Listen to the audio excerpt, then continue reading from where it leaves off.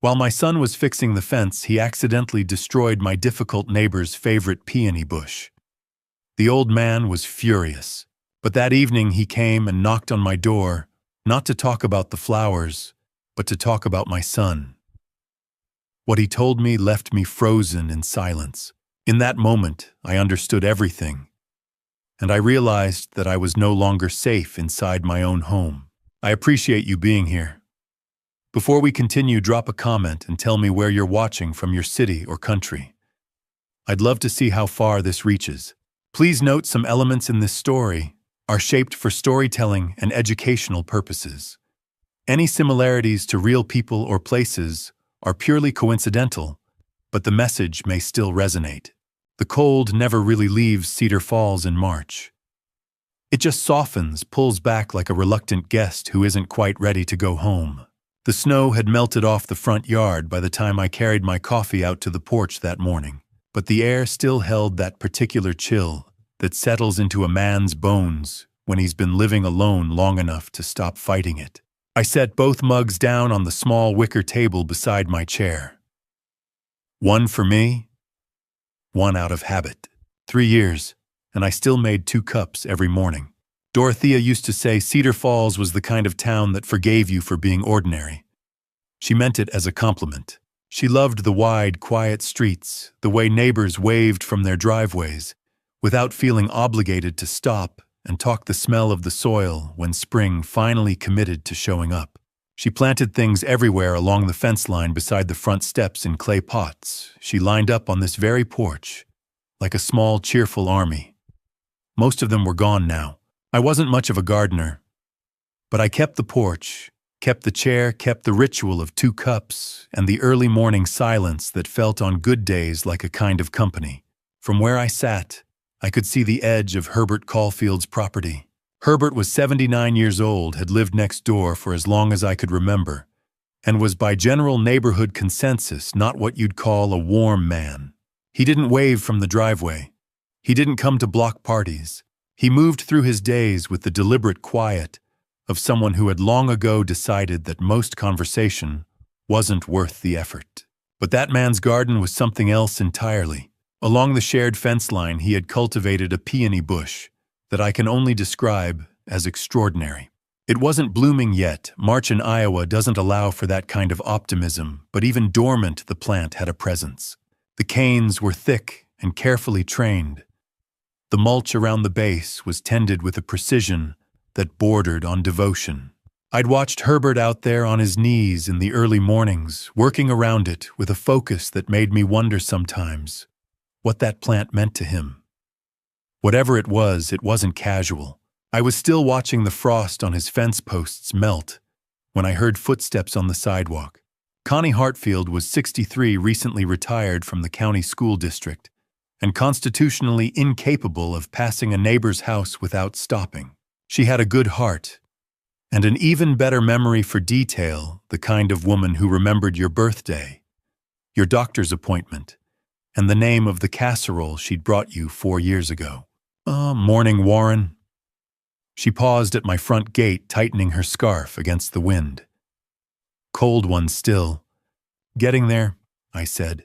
She smiled, and then something shifted in her expression, the slight warmth that comes with delivering good news.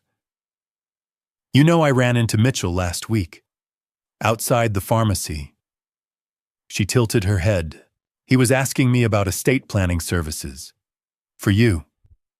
Wanted to know what resources were available in town, whether there were any local advisors he should look into. I felt something loosen in my chest. He didn't mention that to me. That's what I mean, Connie said. He's not doing it to get credit. He was looking out for you. She shrugged like it was simple. You raised a good one, Warren. After she walked on, I sat with that for a while. My coffee was going cold, and I didn't care. Mitchell was 31 now, out in the world building his life with Amber and still thinking about me, still making sure I was taken care of. Dorothea would have cried hearing that. She always said the proof of a parent was in the quiet things, not the grand gestures, but the ones nobody saw. They arrived early that afternoon. Mitchell pulled into the driveway. In that practical, sensible way, he had no fanfare, no announcement, just the familiar sound of his car, and then the front door opening and his voice calling out that they were here. He was tall like me, with his mother's dark eyes and a handshake that had gotten firmer every year since he turned 25. There was something composed about Mitchell. Always had been a steadiness that made other people feel settled, just being around him. Amber was 29, 2 years younger than Mitchell. With light brown hair she kept pulled back, and a smile that came easily and meant it. She went straight for the kitchen, the way she always did, pulling things out of the bags she'd brought with a quiet efficiency that reminded me achingly of Dorothea. She knew where everything was in my house. She'd learned the layout years ago and never forgotten. "Sit down, Warren," she called from the kitchen. "You don't need to help." I sat. Dinner that evening was the best I'd had since Christmas. Amber had made chicken with herbs and a side of roasted vegetables, the kind of meal that tastes like someone thought about it. Mitchell fixed the loose hinge on the back door I'd been ignoring since November. We ate at the kitchen table, and for a few hours the house felt the way it used to, full, warm, inhabited. After dinner, Amber made tea. She moved through the kitchen with that same quiet ease, filling the kettle, selecting a tin from the canvas bag she'd brought. The tea was herbal, something she said was good for sleep, good for circulation, better than the instant stuff I kept in the cabinet. She poured it herself and brought it to me, both hands around the mug, that smile steady and warm. "It's a blend I found," she said. "Just try it. You'll sleep better than you have in months." I thanked her and drank it, while Mitchell talked about work, about the drive up, about nothing in particular. The conversation was easy, and I let myself settle into it, the way you settle into a familiar chair. At some point, I looked up and caught Mitchell watching me. It was just a moment, his eyes on the mug in my hands, something moving across his face so briefly that it was gone before I could name it. I filed it away without thinking. I told myself it was affection. The quiet kind, the kind his mother had taught him. I told myself it looked exactly like love. That night I went to bed earlier than usual. The warmth of the meal, the tea, the company, it all settled over me like weight. I barely made it through 2 pages of the novel on my nightstand before I felt the heaviness come thick and absolute, pulling me under faster than sleep usually did. It wasn't unpleasant, just deep. A darkness with no edges, no dreams, no stirring, until the gray morning light found me still in the same position I'd started in. I lay there for a moment, blinking at the ceiling. Must be the cold, I thought. Must be the age. I didn't know, lying there in the early quiet of a March morning in Cedar Falls, that this was only the first night. I didn't know that the warmth I'd felt at that table, the pride I'd carried from what Connie told me, the gratitude I had for a son who seemed to think of everything I didn't know, that all of it was something I would have to learn to carry differently. I only knew that for the first time in 3 years I hadn't dreamed of Dorothea, and somehow that felt like the strangest loss of all.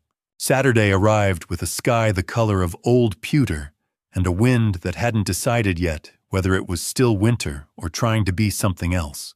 I'd slept later than usual. That heavy, dreamless sleep had carried over into the morning in a way that left me slower than I liked, moving through the kitchen with the careful deliberateness of a man who wasn't entirely sure his legs had caught up with the rest of him. Mitchell was already outside by the time I got my coffee. He'd pulled on his work jacket and found the old toolbox I kept in the garage, and he was crouching by the south side of the fence where 2 of the wooden posts had been leaning since last November. I'd meant to fix them in the fall.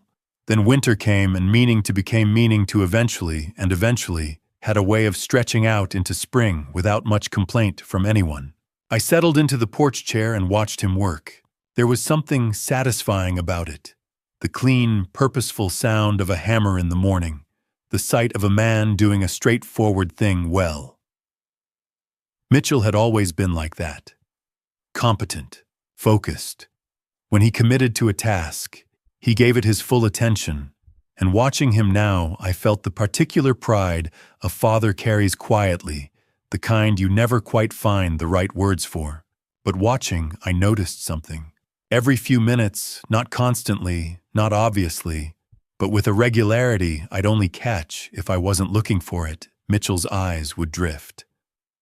Not to the yard, not to the work in front of him, to the kitchen window, to the wall inside where I kept the calendar, the one with my handwritten notes about appointments and reminders that Dorothea had bought me the habit of keeping. He'd glance just for a second, then return to the fence post like nothing had happened. I didn't think anything of it at the time. Some part of me registered it and set it aside the way you set aside small things that don't have a shape yet. That was my first mistake of the morning. The second came about an hour later. Mitchell was working on the post closest to the property line, the one that sat maybe 18 inches from the edge of Herbert Caulfield's yard. He'd loosened it more than he intended, trying to reset the base, and when the wood shifted, it went fast. The post kicked out at an angle, catching the fence rail on its way down, and the whole section swung hard to the left before either of us could move. The sound it made hitting Herbert's peony bush was not a sound I'll forget easily. A sharp, dense crack, the kind that means something gave way that wasn't designed to. I was on my feet before the echo cleared. Herbert Caulfield was 79 years old, lean as a fence post himself, with white hair cropped close and hands that had the permanent roughness of someone who'd worked outdoors his entire life. He wasn't a man who raised his voice often. I'd learned that in the years we'd been neighbors, but when he came out that back door, he didn't need to raise it. There was a fury in his stillness that was louder than shouting. He crossed his yard in a straight line, eyes fixed on the damaged jaw set. "Mark that plant," he said, and then stopped. Like the words ran out before the feeling did. Mitchell was already apologizing, hands up, voice calm, all the right words in the right order. He was good at that, Mitchell was. But Herbert wasn't listening. He was crouched down beside the broken canes, his large, rough hands moving over the damage with a gentleness that seemed like it belonged to a different man entirely. I came off the porch and crossed the yard. "Herbert." I kept my voice even. "It was an accident. I'll make it right, whatever it needs, I'll cover it. A replacement, a specialist, whatever you want." He looked up at me then, and I expected the anger to land square on my face. It didn't. What I saw in his eyes just for that moment before he shut it away, behind something harder, it wasn't anger. It was the raw, unguarded expression of a man who just watched something irreplaceable get broken. The kind of look that belongs to grief, not to inconvenience. It was there and gone in a second, replaced by the wall he usually kept between himself and the neighborhood. He stood up. He didn't say anything else. He walked back across his yard, went inside and pulled the door closed behind him. I stood there at the fence line for a long moment. Later that afternoon, Connie Hartfield stopped by. She'd seen the commotion from her front window, she said, and wanted to make sure everything was all right. I told her what happened, and she shook her head slowly in that way she had when something genuinely troubled her. "That bush," she said. "I've lived on this street for 11 years. Warren and Herbert has never let anyone near that thing. Not the garden club ladies, not the landscaping crew. When the HOA hired one that one summer, nobody." She paused, looking toward his house. "I don't know the story behind it, but whatever it is, it matters to him more than just about anything else on that property." I thought about that look on his face, that moment before the wall went back up. I was still thinking about it when I went to bed that night. I don't know what time it was when I woke. Late the street was the particular dark and quiet that only happens after midnight in a residential neighborhood, when even the dogs have stopped, and the only sound is wind working through the bare branches of the oak tree out front. I'd woken for no reason I could name, the way you sometimes do when something at the edge of awareness pulls you up before you know what it is. I lay still for a moment. Then I turned toward the window. Mitchell was standing in the backyard. He was near the fence line, close to where the damage had happened, phone pressed to his ear. He wasn't pacing. He wasn't moving at all. He stood in that still, deliberate way he had, and his voice was too low to make out just the shape of it, controlled and careful, the way a man speaks when he wants to be sure no one hears. I was about to let the curtain fall and go back to sleep when the wind shifted, carrying one word up to the window with a clarity that made me go still. Soon, I lay back down. I stared at the ceiling in the dark. Work call, I told myself. Time zones. A deal he's been working on. Mitchell was a capable, driven young man with a full life I didn't always understand the details of. Late phone calls were nothing unusual for someone in his position. I pulled the blanket up and closed my eyes. I told myself it was work. I was wrong. The hammer wasn't in the garage where I'd left it. I retraced my steps back porch side yard, the spot along the fence where Mitchell had been working Saturday morning. Nothing. I figured he'd brought it inside at some point and thought no more of it. The house was still quiet. The kind of quiet that only exists before 7 in the morning, when even the street outside seems to be holding its breath. Mitchell's door was open a crack. I pushed it gently just enough to step inside. He was still asleep, lying on his back, one arm across his chest, the slow, measured breathing of a man without anything pressing on him. I moved quietly, scanning the room for the toolbox, or at least the hammer on its own. That was when I noticed the room itself. Mitchell had always been tidy, but this was something different. The surfaces were clear, not in the way of someone who unpacks and settles in, but in the way of someone who's kept everything ready to move. The duffel bag was zipped closed and pushed against the wall at a precise angle. Nothing personal sat out. No book left open, no jacket thrown over the chair. The room had the careful blankness of a space someone was passing through, not inhabiting. I told myself he'd always been like this. Organized, efficient. The toolbox was on the floor beside the dresser. I crouched to pull it out, and as I did, my hand caught the edge of the bottom drawer, not fully closed, jutting out just enough that I hadn't seen it from the doorway. It slid open another inch with the contact. I wasn't looking for anything. I want to be clear about that.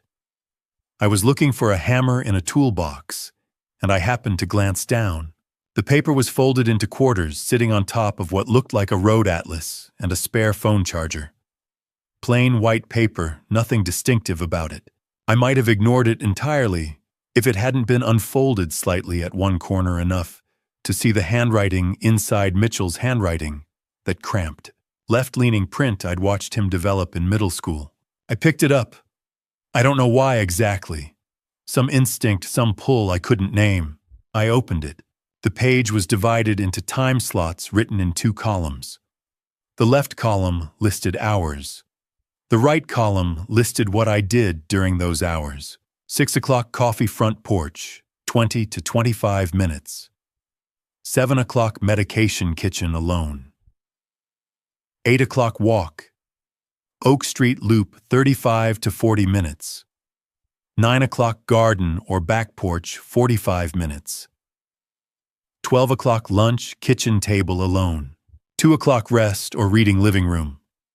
5:30 dinner prep kitchen. 9:30 bed. Every hour, every habit. Laid out in his handwriting with the clean precision of a man who had been watching and recording. My first feeling, and I want to be honest about this, because it matters, was not suspicion. It was something closer to being moved. Mitchell had always worried about me living alone. After his mother passed, he'd offered more than once to come stay, to help me find a care arrangement, to look into options. I'd always turned him down. I was 58, not 88, and I was perfectly capable of managing my own mornings.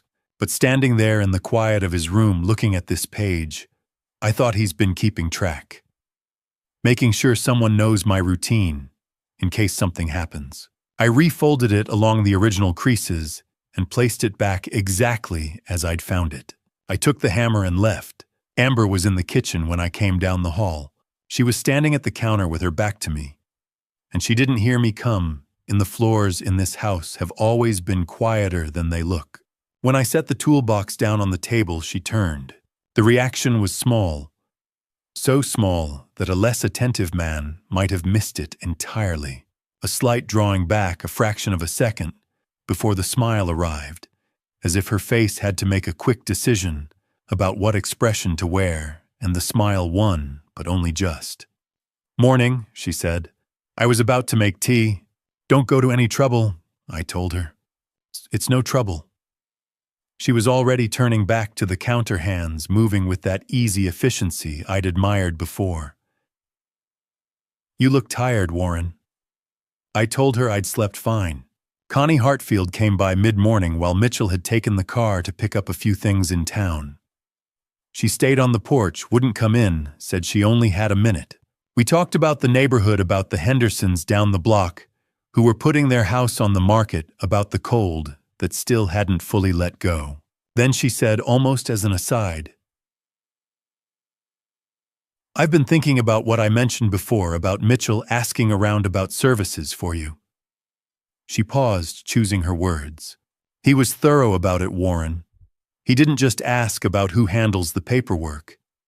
He asked about timelines, specifically about life insurance, how long the process takes from the time a claim is filed to the time funds are actually released." She looked at me. "I thought it was a little specific is all, but maybe that's just how he thinks." "That sounds like him," I said. After she left, I sat on the porch for a while. The cold pressed in through my jacket, but I didn't go inside. Thorough, I thought. That's Mitchell. He doesn't do anything halfway. That evening, over the dinner, Amber had made something with pasta, warm and filling. Mitchell talked easily about work, about a project in Des Moines he'd been consulting on. Amber laughed at the right moments. The kitchen was warm with the smell of food and the comfortable noise of a family eating together. Then I stood up to carry my plate to the sink, and the room tilted. It wasn't dramatic. Just a sudden softness at the edges of my vision, a brief vertigo that made me put one hand on the back of my chair and wait it out. 2-3 seconds, and it passed. Dad. Mitchell was already on his feet, one hand at my elbow. "You all right?" "Fine," I said. "Stood up too fast." "It happens." Amber was watching from her side of the table, hands still, eyes on my face. "You should sit back down," she said. Her voice was warm and concerned. It was exactly the right thing to say, in exactly the right tone. I sat back down. Later upstairs, I lay in the dark and let the day move through my mind, the way days do before sleep. Not in order, but in pieces. The folded paper. The time slots in Mitchell's handwriting. Connie's pause before the words specifically. The slight tilt of the room when I stood. And Amber's face that fraction of a second this morning, before the smile. I turned onto my side and looked at the window. "You're reading into things," I told myself. "You're a man who lives alone and thinks too much, and your son is downstairs caring about whether you're safe, which is more than most men your age can say." I closed my eyes. Maybe I was overthinking it. Maybe.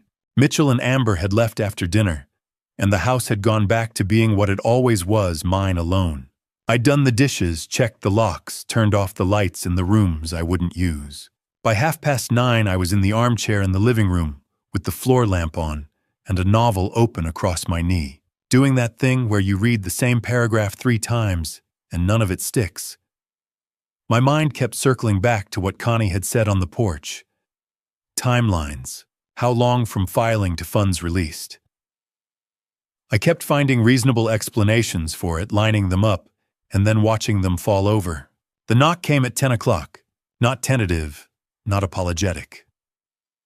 3 solid raps against the front door, evenly spaced, the kind of knock that belongs to someone who made a decision and followed through on it. I set the book down and sat there for a moment, just listening. Then I got up. Herbert Caulfield was standing on my front porch in a brown canvas coat collar, turned up against the March cold. His wool cap held in both hands in front of him, rather than on his head, the way men of a certain generation hold their hats when they've come to say something that matters. His white hair was combed. He looked like a man who had thought about this visit for longer than one evening. "I'm not here about the rose bush," he said. I stepped back from the door. "Come in, Herbert." He wiped his boots on the mat with the same precision he applied to everything twice on each side, and followed me into the kitchen. I put the kettle on. He sat at the table without being asked, setting his cap on the edge near him and folding his hands on the surface. He looked at the room with the eyes of someone recalibrating, adjusting an internal image to match what was actually there. I put 2 cups down and sat across from him. We stayed like that for a moment. Not uncomfortable exactly, but honest 2 men who had been neighbors for years, without ever really talking, sitting close enough, now that neither of us could pretend the distance was normal. "How long did you know her?" I asked. It seemed like the right place to start. He looked at me steadily. 22 years, give or take. 22 years. Dorothea and I had been married for 26. I had known her my entire adult life and believed the way you believe things that have never been tested, that I knew her fully. 22 years was not a small number. "The Garden Club," Herbert said. "Cedar Falls Horticultural Society. She came to the first meeting I ever attended and told me I was pruning my roses wrong, bluntly, without being asked." The corner of his mouth moved not quite a smile, but the memory of one. I respected that immediately. He told me about it in the measured way he did everything, no embellishment, no performance. They'd met every 3rd Thursday. Dorothea had taught him to propagate the peony from a cutting she'd brought from her own garden, spent 2 full seasons coaching him through the process. They'd talk the way people talk when they share a task they both care about. He knew things about her. I'd never heard her opinions on neighbors I recognized, but never thought she'd noticed. The frustration she carried about a project at the library board she'd never mentioned at home, the way she laughed at jokes. She pretended not to find funny. I sat there and listened, and the strange feeling that moved through me was not jealousy and not grief exactly. It was something more like wonder, that she had contained all of this, and I'd only ever known my portion of it. That even after 26 years, Dorothea had rooms I'd never stood in. "She called me," Herbert said, "about 4 months before she passed." He said it plainly, no easing into it. He was that kind of man. She was worried about Mitchell." He kept his eyes on his cup. "She said she'd been watching him for a while. Not watching the way a mother watches a child, but watching the way you watch something you're not sure about anymore. She said there was something different in how he looked at things. At you. At the house. She couldn't name it exactly, but she'd seen enough in her life to know the difference between a man who's struggling and a man who's calculating." The word landed in the kitchen and stayed there. "She didn't tell me," I said. "No." Herbert looked up. "She knew you." She said, and I'm telling you her words, because she chose them carefully. She said he'll defend Mitchell.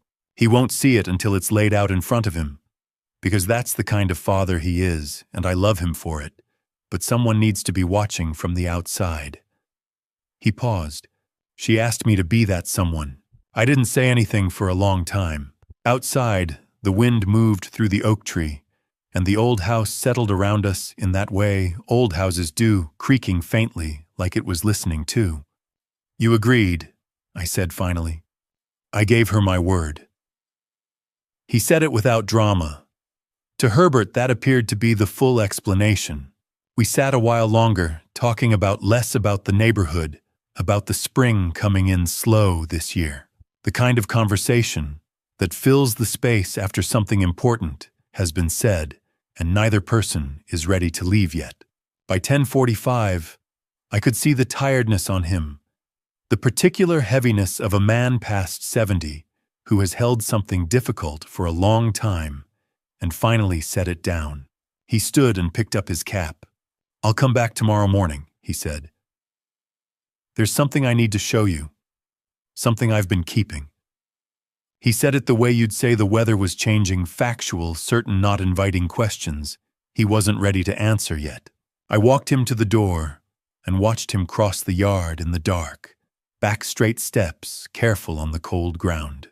Then I went back to the kitchen. I sat at the table with the coffee that had gone cold while we talked, and I didn't move for a long time. The house was fully quiet now, not the comfortable quiet of a man who lives alone by choice, but the kind that presses in, that makes you aware of all the space between yourself and everything else. I turned the cup in my hands. "What did you see, Dottie?" I thought. Not out loud, just the words forming somewhere behind my sternum, the way thoughts do when you're asking someone who isn't there anymore. "What did you know about our son that you couldn't bring yourself to tell me?" The floor lamp in the living room threw a long rectangle of light down the hallway. The rest of the house was dark. I sat there until well past midnight, and the coffee never got warm again. He came at 8 o'clock, same as he'd said. I heard the knock before I finished pouring my first cup, 3 even raps, the same as the night before, like Herbert Caulfield had one way of announcing himself and saw no reason to vary it. When I opened the door, he was already stepping inside, moving past me toward the kitchen with the unhurried certainty of a man who had decided where he was going. He pulled out the same chair he'd used the night before and sat down without being asked. I set a cup in front of him and took my seat across the table. Outside, the April light was doing what it does in Iowa in early spring. Tentative pale, not yet convinced it was allowed to stay. The yard was quiet. Through the window above the sink, I could see the back of the house next door. Herbert's side of the fence, the broken peony canes still visible from where I sat. He reached into the inside pocket of his coat and placed a folded piece of paper on the table between us. He didn't slide it toward me. He just put it there and left it the way you leave something for a person to pick up when they're ready. "The evening Mitchell worked on your fence. He said I was in the back garden. Later than usual, I water after sundown when the ground holds it better." He looked at the paper, not at me. He didn't see me. I was near the far end behind the arbor. When the post came down and he and I had our exchange, he climbed back to your side. Something fell out of his jacket pocket as he went over. He didn't notice. He nodded toward the folded paper. I picked it up. The outside told me nothing. Plain white, folded into quarters, edges slightly worn, like it had been handled more than once. I opened it on the kitchen table and smoothed the creases flat. The top of the page held 2 names. The first was a company name I recognized, the insurance firm that had handled the policy Dorothea and I had taken out years ago, updated twice since then. The second name was written below it, underlined once, with the deliberate stroke of someone marking a reference point. Dominic Reardon. I didn't know that name. I looked up at Herbert. "The man on the phone," he said. "I heard Mitchell use it. Twice." He told me what he'd heard, keeping it short, and without editorializing the way a man gives testimony when he wants to be believed. Mitchell's voice low and controlled, the kind of controlled that takes effort. A conversation that had clearly been going for some time before Herbert caught the end of it. Fragments, but clear ones. The insurance arrangement, the old man's health is going the way we expected. 3 more weeks should be enough. A name, Dominic repeated. Like an anchor, like the name of a man Mitchell was being careful to reassure. I looked back at the paper. Below the 2 names in red ink that stood out from the black ballpoint of everything else on the page, $340,000. No label, no explanation. Just the number written with the bluntness of a figure someone had been staring at long enough to stop needing context for it. Below that D, 3 weeks. I touched the paper with my fingertip just below that line. "What is D?" I asked. Herbert looked at me across the table. He didn't answer right away. Not because he didn't have one, I thought, but because he was deciding how much he was certain of and how much was still inference. He was not a man who spoke past the edge of what he knew. He said, "I'm not sure yet." I turned the paper over. On the back, written in a different pen, blue slightly smeared at one edge, as if it had been copied quickly, was an address in Des Moines. A suite number and what I recognized from the street name as the Business District, near the Capitol. Below the address in smaller print, Hartley and Column Associates Life Settlement and Indemnity. A law firm, the kind that specialized in the financial architecture of insurance claims. I set the paper down and didn't say anything for a while. The refrigerator hummed. The morning light shifted through the window, and through the glass above the sink, I saw Amber. She was standing at the kitchen counter, my kitchen counter, the one visible through the side window that looked into the addition I'd built 12 years ago.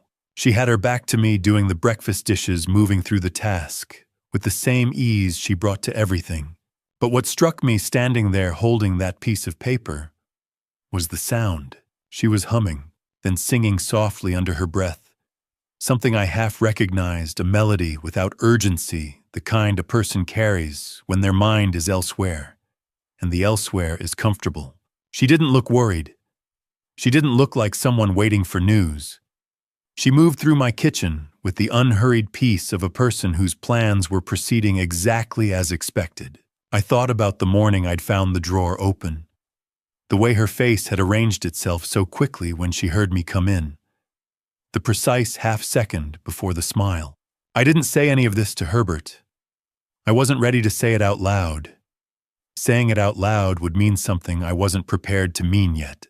He finished his coffee and stood returning the cup to the edge of the table the way he did, considerate, unobtrusive. "I'll leave that with you," he said, nodding at the paper. "Do with it what you think is right." He paused at the kitchen doorway. "But don't wait too long. In 3 weeks means something, Warren, and time has a way of not waiting for us to be ready." He let himself out the front door, and I heard it close with that same quiet finality. I stood in the kitchen alone. Through the window, Amber had moved to the stove, now tilting a pan, her back still turned. The melody continued low, unhurried, utterly at ease. I looked at the paper on the table, at the red number, at the name Dominic Reardon, at the address of a law firm that handled the kind of business a son should never have reason to look into on his father's behalf. And I stood there in my own kitchen, in the early April light of a house that had once been full and was now full again, in a way that no longer felt like comfort, and I began to think, really think. For the first time since March, I began to let myself think. If you're still here, comment 5 so I know you're still with me. And tell me this. If you were in my place right now, would you confront him immediately? Or stay quiet and wait to see how far this goes? I want to know what you would do. And just a quick note before we continue. Parts of what you're about to hear include some fictional elements added for storytelling and reflection. If this kind of story isn't for you, this might be a good place to stop. I didn't move from the kitchen for a long time after Herbert left. The house was quiet in the way it gets when something has shifted, and the rooms haven't caught up yet. Same walls, same light coming through the same windows. The coffee mug from breakfast still on the counter. The dish towel Amber had folded and hung over the oven handle edges perfectly aligned. I turned and looked at the shelf above the stove. The tin was right where it had always been, pushed toward the back, behind the regular coffee and the box of oatmeal, the way you'd tuck something you planned to reach for every day. Amber had placed it there that first evening, and it had stayed unremarked the way objects do when they become routine. I had drunk from it every night they were here and several evenings since, when she'd left me a portion already measured out in a small cloth pouch, with a handwritten note that said just steep for 8 minutes, good for circulation. I reached up and took it down. The tin was a plain, matte green. No brand I recognized, with a handwritten label on the bottom in Amber's careful script. I opened the lid.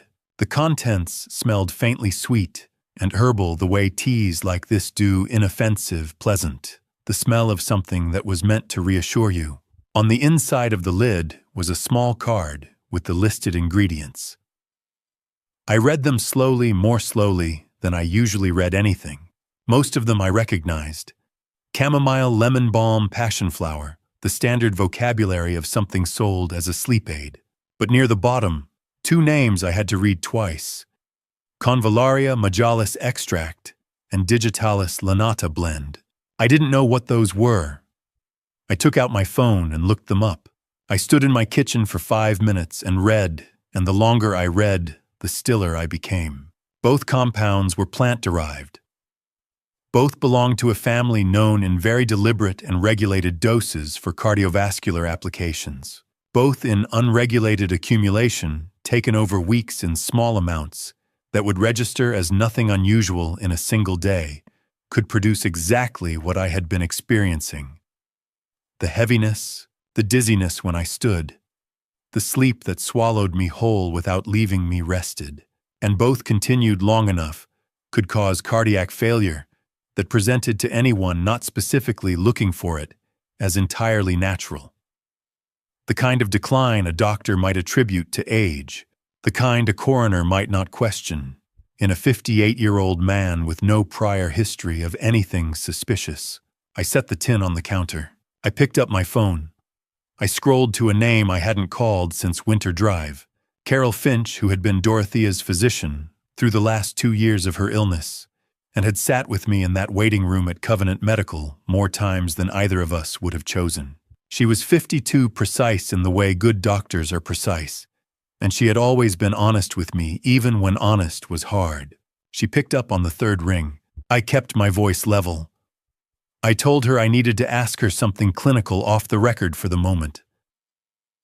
I read her the 2 compound names from the tin. Then I described methodically the way I'd learned from years of writing inspection reports, the pattern of symptoms over the past 3 weeks. The sleep, the vertigo, the fatigue that had no clear source. The pause on her end lasted longer than I expected. She's Warren. Her voice when it came back was careful in a way that told me everything before she said the rest. I need you to come in tomorrow morning. First appointment before anyone else. Don't mention this call to anyone in your household. And in the meantime, don't accept food or drink prepared by anyone other than yourself. A brief pause. Can you do that? Yes, I said. There are reporting requirements I'm obligated to follow, if what I'm thinking is confirmed, she said. But I'm going to give you 48 hours from the time of your results to take whatever steps you need to take first. That's the most I can do within the bounds of what's right. After that, this moves out of my hands. I thanked her and ended the call. Then I stood in the kitchen, took a slow breath, and thought about what I was actually doing. I was a 58-year-old man who had just stood in his own home and looked up the toxicology of his daughter-in-law's herbal tea. A man who had spent the last 3 weeks sleeping like a man 20 years older, blaming the weather and his age and the ordinary sadness of living alone. I picked up the tin, slid it into a plastic bag from the drawer beneath the sink, and carried it out to the garage.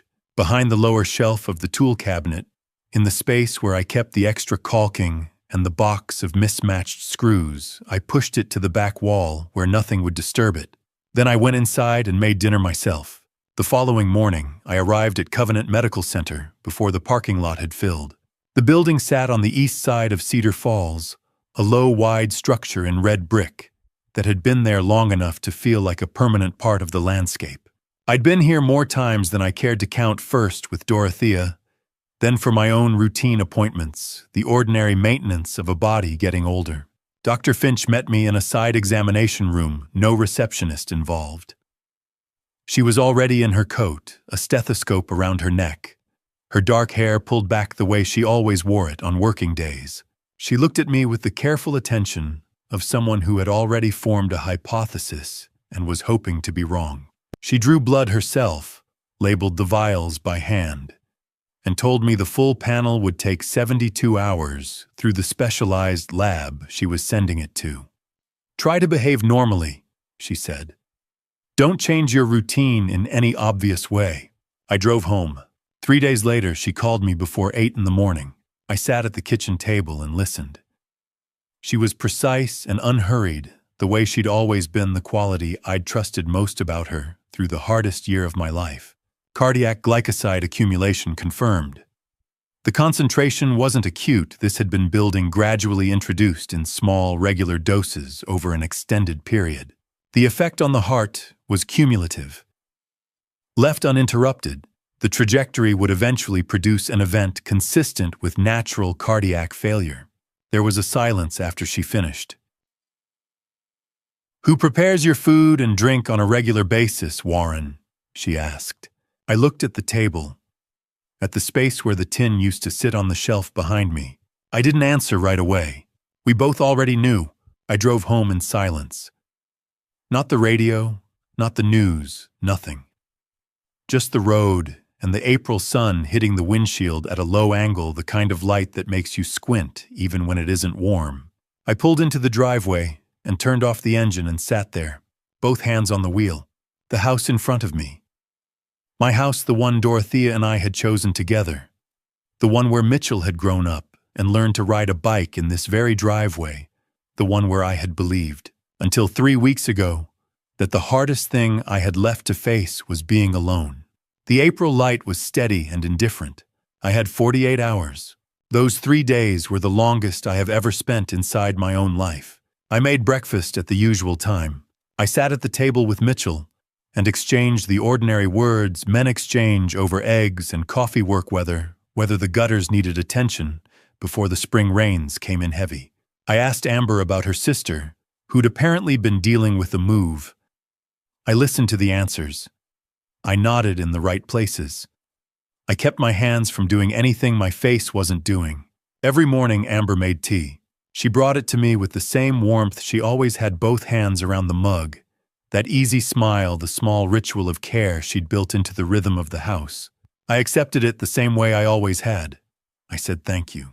I waited until she turned back to the counter or moved toward the other room, and then I poured it down the drain and rinsed the mug and set it back on the table before she could see.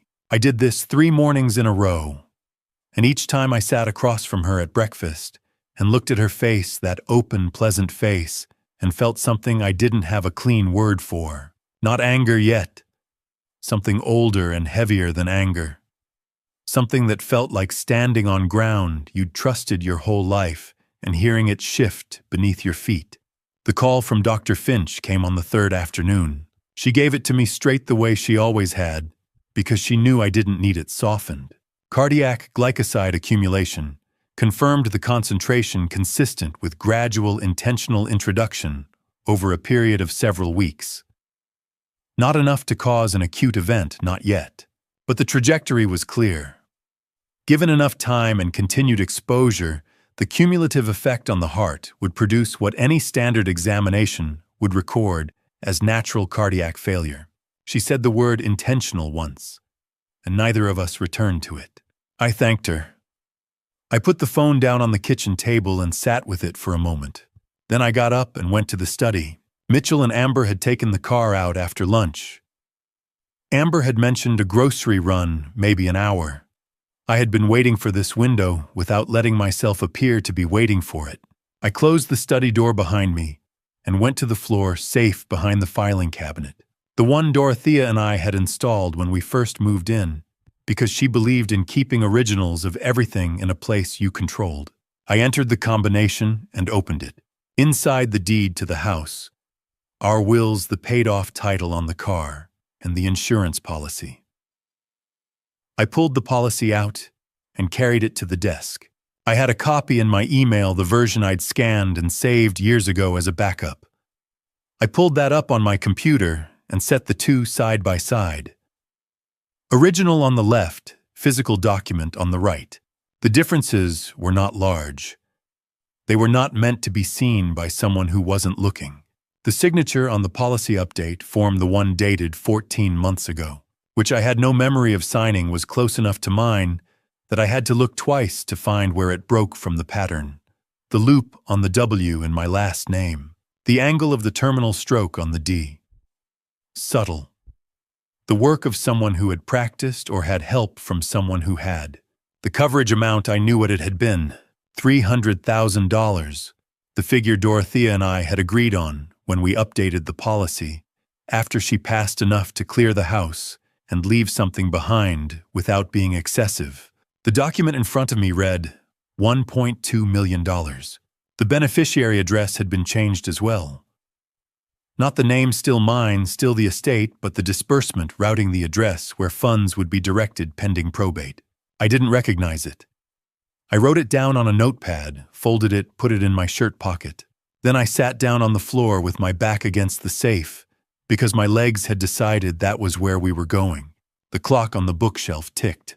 Dorothea had found it at an estate sale the first month we lived in this house. a small brass mantel clock, with a sound she described as sensible, meaning it didn't hurry. I had listened to that clock every night for 26 years without ever really hearing it. I heard it now. Tick, tick, tick. I sat on the floor of my own study holding forged insurance documents in my hands, and I listened to my dead wife's clock keep time. And I let myself feel for exactly as long as I could afford to feel it, the full weight of what was happening in my house. Then I got up. I called Herbert. He arrived in 15 minutes. Same coat as always. Same unhurried pace up the front walk.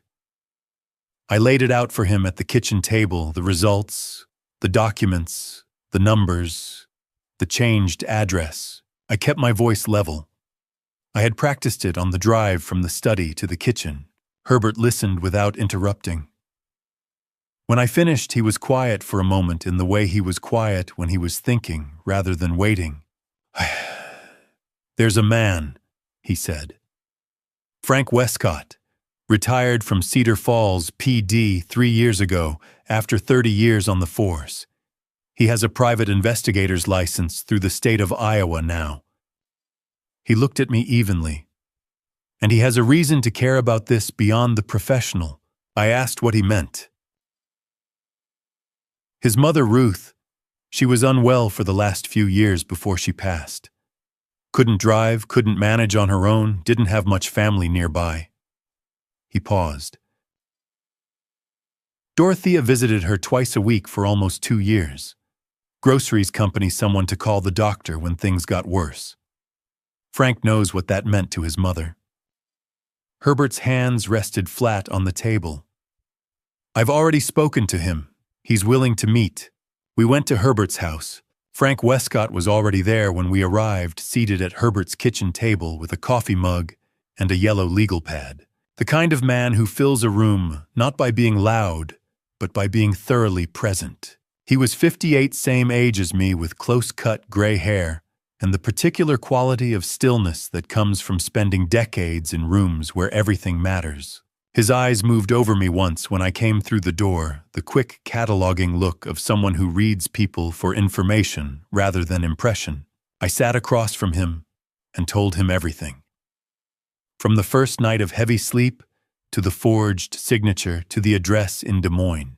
I spoke for almost 20 minutes without stopping, and he listened without interrupting, once making occasional marks on the legal pad, with a pen that moved in short, precise strokes. When I finished, he looked at his notes for a moment. "The disbursement address," he said. "I'll run it tonight." He turned a page. "And I'll need Mitchell's regular movements. Where he goes, who he meets. How much contact he's maintaining with this Dominic Reardon." He looked up. "Give me 10 days, he said. "I'll have enough to act on by then." I nodded. I walked home alone in the early April evening, back across the yard, through my front door, into the house where dinner needed to be started, and where 2 people I had trusted completely were somewhere inside going about the business of an ordinary evening. 10 days. I turned on the kitchen light and began making dinner, and the clock in the study ticked on, steady and unhurried, just the way Dorothea always liked it. 10 days passed. The way days pass when you're waiting for something. You're not sure you want to know, slowly enough that you feel each one, quickly enough that the end arrives before you've made your peace with it. I had kept the routine. Coffee at 6, the walk at 8, dinner made by my own hands every evening. Mitchell and Amber had come and gone twice during those 10 days, once for 2 nights midweek, once for a single evening that stretched later than usual. Each time Amber brought the tea. Each time I accepted it and disposed of it when she wasn't watching. Each time Mitchell sat across from me and asked how I was feeling, and I told him fine, a little tired, probably the change in weather. Each time I looked at him and thought about the signature on the insurance documents. I didn't let myself feel it. Not yet. On the 11th morning, Herbert called and told me Westcott was ready. Herbert's kitchen was the same as always, spotless, spare, the particular order of a man who had lived alone long enough to impose his own logic on every surface. Westcott was already seated when I arrived, a manila folder and a short stack of photographs on the table in front of him, a coffee mug he hadn't touched. He didn't open with pleasantries. Mitchell Pendleton has been running more than one operation simultaneously, he said, and placed the first photograph on the table. It showed Mitchell at a corner table in what looked like a coffee shop I didn't recognize downtown, somewhere not Cedar Falls. He was leaning forward, both forearms on the table, talking to a man whose face was caught in partial profile. He looked relaxed, comfortable, the way a man looks when a meeting is going the direction he planned. The man across from him is Gary Renfield, Westcott said. He ran a property investment firm out of Ames. You two had a dispute. I believe it involved a contracted survey and some significant money about 6 years ago.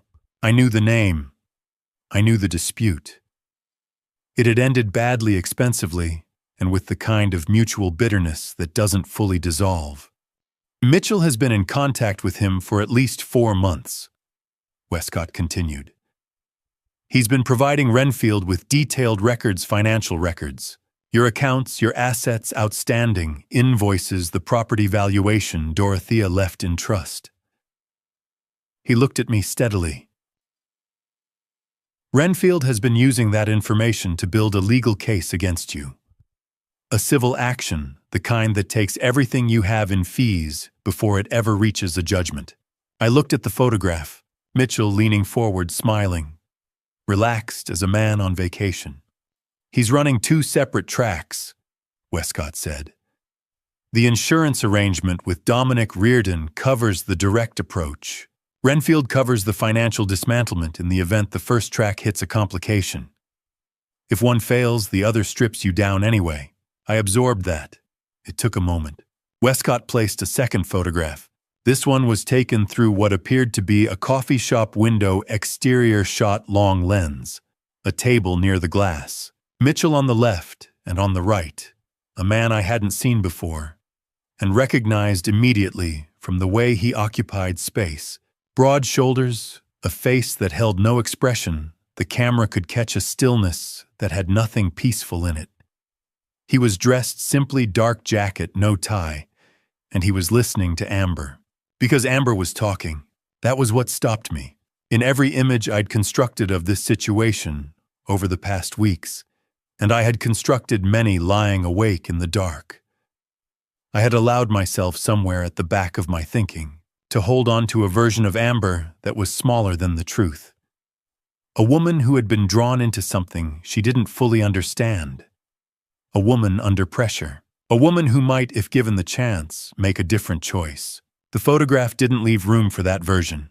She was leaning forward, one hand extended, with a finger raised, making a point, emphasizing something to Dominic Reardon, with the focused energy of someone running a negotiation, not following one. Her expression was clear and direct. She wasn't afraid of the man across from her. She wasn't deferring to Mitchell. She was engaged, invested, and entirely at ease. Dominic Reardon. Westcott confirmed, though I hadn't asked. I looked at the photograph for a long time. The pregnancy, I said. Westcott reached into the folder and produced a single printed page, a record summary, names and dates redacted from the header, but the institutional formatting recognizable. I ran a check through a contact at Cedar Valley and the 2 nearest regional facilities, he said. No prenatal intake, no obstetric appointments, no records of any kind under her name within a 50-mile radius. I checked back 14 weeks. He set the page beside the photograph. There's no pregnancy, he said. There never was. I sat with that. The pregnancy had been the last thing I'd held on to, without examining the one piece of the picture I had kept behind glass, untouched. Amber telling me at dinner, her voice soft and careful, the way Mitchell had watched my face as she said it. I had felt something shift in my chest when she told me, something that felt like the future arriving. A grandchild. The house full again eventually, the way houses are supposed to be full. I had let myself want that. I looked at the woman in the photograph, The woman who had made tea in my kitchen every morning for weeks, who had folded dish towels and hummed under her breath and told me to sit down and rest. And I felt something move through me that I had no name for in the moment. It wasn't anger. It wasn't grief. It was colder than either of those things. It was the feeling of a room you thought you knew becoming all at once completely strange. Herbert had not spoken since I arrived. He sat at the end of the table with his hands folded the way he sat when he was being a witness rather than a participant. Westcott stacked the photographs back into the folder with the same economy of motion he brought to everything. "We have enough to act," he said. "The question is how you want to approach it." I looked at the folder on the table. "Give me one night," I said. "I need one night." He nodded once, no argument the way a man nods when he's already anticipated the answer. I drove home in the early evening light, the April sky going pink and gold over the flat fields at the edge of town. I pulled into the driveway. I sat for a moment, looking at the house. Then I went inside and made dinner for one, and ate it alone at the kitchen table and washed the dishes by hand and turned off the lights one by one. I lay down in the dark and stared at the ceiling. For the first time in weeks, for the first time since March, when all of this was still just a feeling I didn't know what to do with, I didn't think about Dorothea. I didn't hear her voice, didn't reach for the comfort of her memory, the way I usually did in the hard hours of the night. I thought about the morning. I thought about what I was going to say, and to whom, and in what order. I thought about the steps, and somewhere before midnight, without noticing the exact moment it happened, I fell asleep. I called Westcott at 6:15 in the morning. He picked up on the second ring, which told me he'd been awake for a while already. I didn't say much. I said, "Do it." He said he'd be at Herbert's in an hour. I dressed, made coffee, stood at the kitchen window, and looked at the backyard in the early morning light, the fence still unrepaired on one section, the peony canes next door beginning to show the first tentative signs of recovery. The April air through the gap in the window frame smelled like wet soil and something faintly green underneath it, the way Iowa smells when the ground finally admits that winter is finished. I drank the coffee and waited. Herbert's kitchen had become, over the past weeks, something close to a war room, not by design, but by accumulation. Westcott's legal pads, Herbert's quiet presence at the end of the table, the particular gravity that settles into a room where serious things have been decided. When I arrived, Westcott had already laid out a single sheet of paper with the day's sequence written in his short, direct handwriting. He walked me through it without ceremony. Mitchell had a standing Thursday meeting with a contractor he'd been consulting for a regular appointment at an office building on Collins Road. Predictable enough that Westcott had confirmed it twice over the past 10 days, at 9 in the morning. While Mitchell was in that meeting, two members of Westcott's network, both retired law enforcement, both licensed, would intercept him there. Not aggressively, professionally. They would present what had been gathered and make clear that cooperation was in his interest. At the same time, and Westcott was precise about the simultaneity, because it mattered he and I would be at my house where Amber would still be unaware that anything was in motion.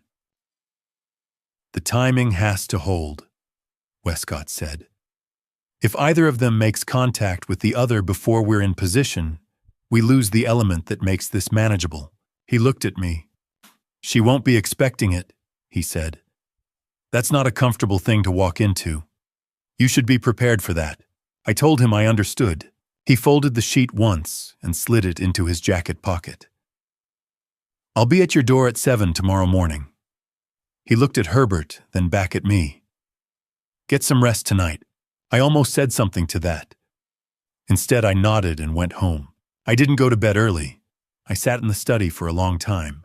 The room had always been more mine than any other in the house bookshelves I'd built myself, the desk I'd had since before we moved in, the floor lamp Dorothea had bought, because she said the overhead light made the room look like an interrogation. The safe was still in its place behind the filing cabinet. The insurance documents were back inside it, originals, and the forged version separated by a plain manila envelope. On the desk was the photograph. I'd taken it out earlier without fully deciding to a framed picture from the year Mitchell turned 10, the summer we'd driven down to the Ozarks for a week, and someone at the campground had offered to take a family photo. Dorothea and I were standing on either side of him, and Mitchell was between us with both arms stretched wide, one hand gripping each of ours, grinning with the particular abandon of a child who has no reason yet to hold anything back. He had been a good boy. I want to be clear about that because it matters to me to be accurate. He had been kind to animals, patient with his grandmother in her last years, the kind of student teachers remembered. He'd cried in my arms the morning after Dorothea left us, real grief, the kind that has no shape, that just moves through a person and leaves them emptied out. I had held him and felt his shoulders shake and thought, at least we have each other. I looked at the boy in the photograph.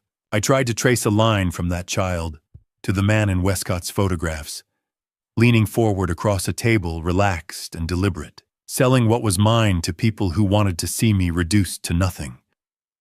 I tried to find the moment where the path bent the place I could point to and say, that's where it happened. I couldn't find it. That was the thing that stayed with me longest in that quiet room with the floor lamp on and the rest of the house dark.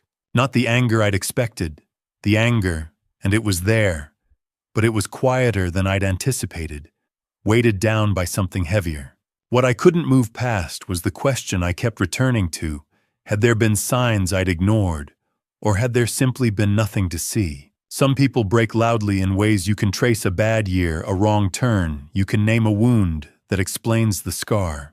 And some things fracture from the inside in ways that leave no mark on the surface until the structure finally gives. I didn't know which Mitchell was. I wasn't sure it would ever be something I fully understood. What I did know was that the question didn't change what had to happen tomorrow. I sat with the photograph for another 20 minutes. I thought about the camping trip, about the drive home with Mitchell asleep in the back seat, and Dorothea reading in the passenger seat, and the summer dark going past the windows. I thought about how complete that had felt, how solid. Then I set the photograph face down on the desk, not because I wanted to stop seeing it, because I needed both hands free for what came next, and grief, I had learned, has a way of getting into your hands if you're not careful. I turned off the lamp. I locked the study door. I went upstairs and lay down in the dark. And this time I didn't try to think about anything at all. I just listened to the house settle around me, the small sounds of old wood and spring wind, and let the night move toward morning on its own. At 7 o'clock, Westcott knocked. I was already downstairs with my jacket on and the door unlocked because there was nothing left to wait for, and I was finished waiting. We began. Amber was in the kitchen when Mitchell left. I heard his car back out of the driveway at 8:40, the same sound I'd heard 100 times, the same pause at the end of the drive before he pulled onto the street. From where I sat at the kitchen table, I could hear Amber moving around upstairs, the soft sounds of a morning routine. The television on low, water running briefly. Then footsteps on the stairs. Westcott was at the front door 30 seconds after Mitchell's car turned the corner. I let him in. He nodded once and moved through the front hallway toward the kitchen, and I followed. He had the folder under his arm, the same one he'd had at Herbert's the day before, thicker now, augmented by the pages he'd added since our meeting. He set it on the kitchen table and stood beside it. Amber came into the kitchen and stopped. She was still in her morning clothes, hair pulled back, a coffee mug already in her hand. She looked at Westcott first, then at me, and in the space between those two glances, something changed in her face. Not surprise exactly, something more like the recognition of a thing that has been approaching for a while, and has finally arrived. She knew. I could see that she knew. Whatever composure she'd carried through the past weeks, the easy smile, the morning tea, the perfect warmth, it didn't shatter. It just quietly left the way heat leaves a room when someone opens a window, until what remained was something much smaller and much more real. "Sit down, Amber," Westcott said. His voice was the same tone he used for everything level, impersonal, not unkind. She sat. He opened the folder and placed the items on the table one at a time, in the order that told the clearest story. The folded paper from Mitchell's drawer, the one with my hourly schedule. The insurance documents original beside the altered version differences annotated in red. The lab report from Covenant Medical, the relevant lines highlighted. The photograph of her and Dominic Reardon at the coffee shop, her leaning forward, one finger raised, entirely at ease with a man whose business was the kind that didn't appear in any registered company filing. And the final page, the records summary. No prenatal appointments, no obstetric intake, no evidence of any kind. She looked at each one. I watched her face move through something complicated, the mug still in both hands, the coffee untouched. A few seconds after the last page was placed, her eyes filled. The tears came without drama, without the performance I might have expected. That more than anything was what I found hardest to read. They looked real. I believed they were real, but I had also believed the tea was kindness, and the schedule was concern, and the pregnancy was a future I was allowed to want. I no longer trusted my own readings. "Tell me," Westcott said. She told him. It came out in pieces at first, then steadier the way water finds its level once the pressure is released. She and Mitchell had borrowed heavily, she said, from Dominic Reardon's operation, over a period of almost 2 years. It had started as something smaller, a short-term loan with a flexible arrangement, the kind of thing that sounds manageable until it compounds into something that isn't. The interest wasn't the kind that appeared on paper. Reardon ran his accounts through pressure rather than contracts, and the pressure had escalated over the past 6 months into something that made her afraid in a way she hadn't known how to talk about. Mitchell came up with the plan, she said. She was looking at the table when she said it, not at me. But I agreed. I helped. She stopped. Every morning, I was the one who prepared it. She didn't say what it was. She didn't need to. Westcott was writing steadily on his legal pad. He asked her questions, dates, names, locations, the specific details of how Reardon's network operated. She answered all of them. She was cooperative in the thorough way of someone who has made a decision and is following it through, trading everything she knew for the chance at something better than what the alternative looked like. The information she gave about Dominic Reardon was, as Westcott confirmed later, exactly the kind of detailed operational intelligence that federal investigators had been building toward for some time. His network extended well beyond Cedar Falls, well beyond Iowa, and Amber had been close enough to its edges to know things that mattered. That cooperation would factor into what came next for her. I sat through all of it without speaking. At some point in the middle of her account, she looked at me directly for the first time.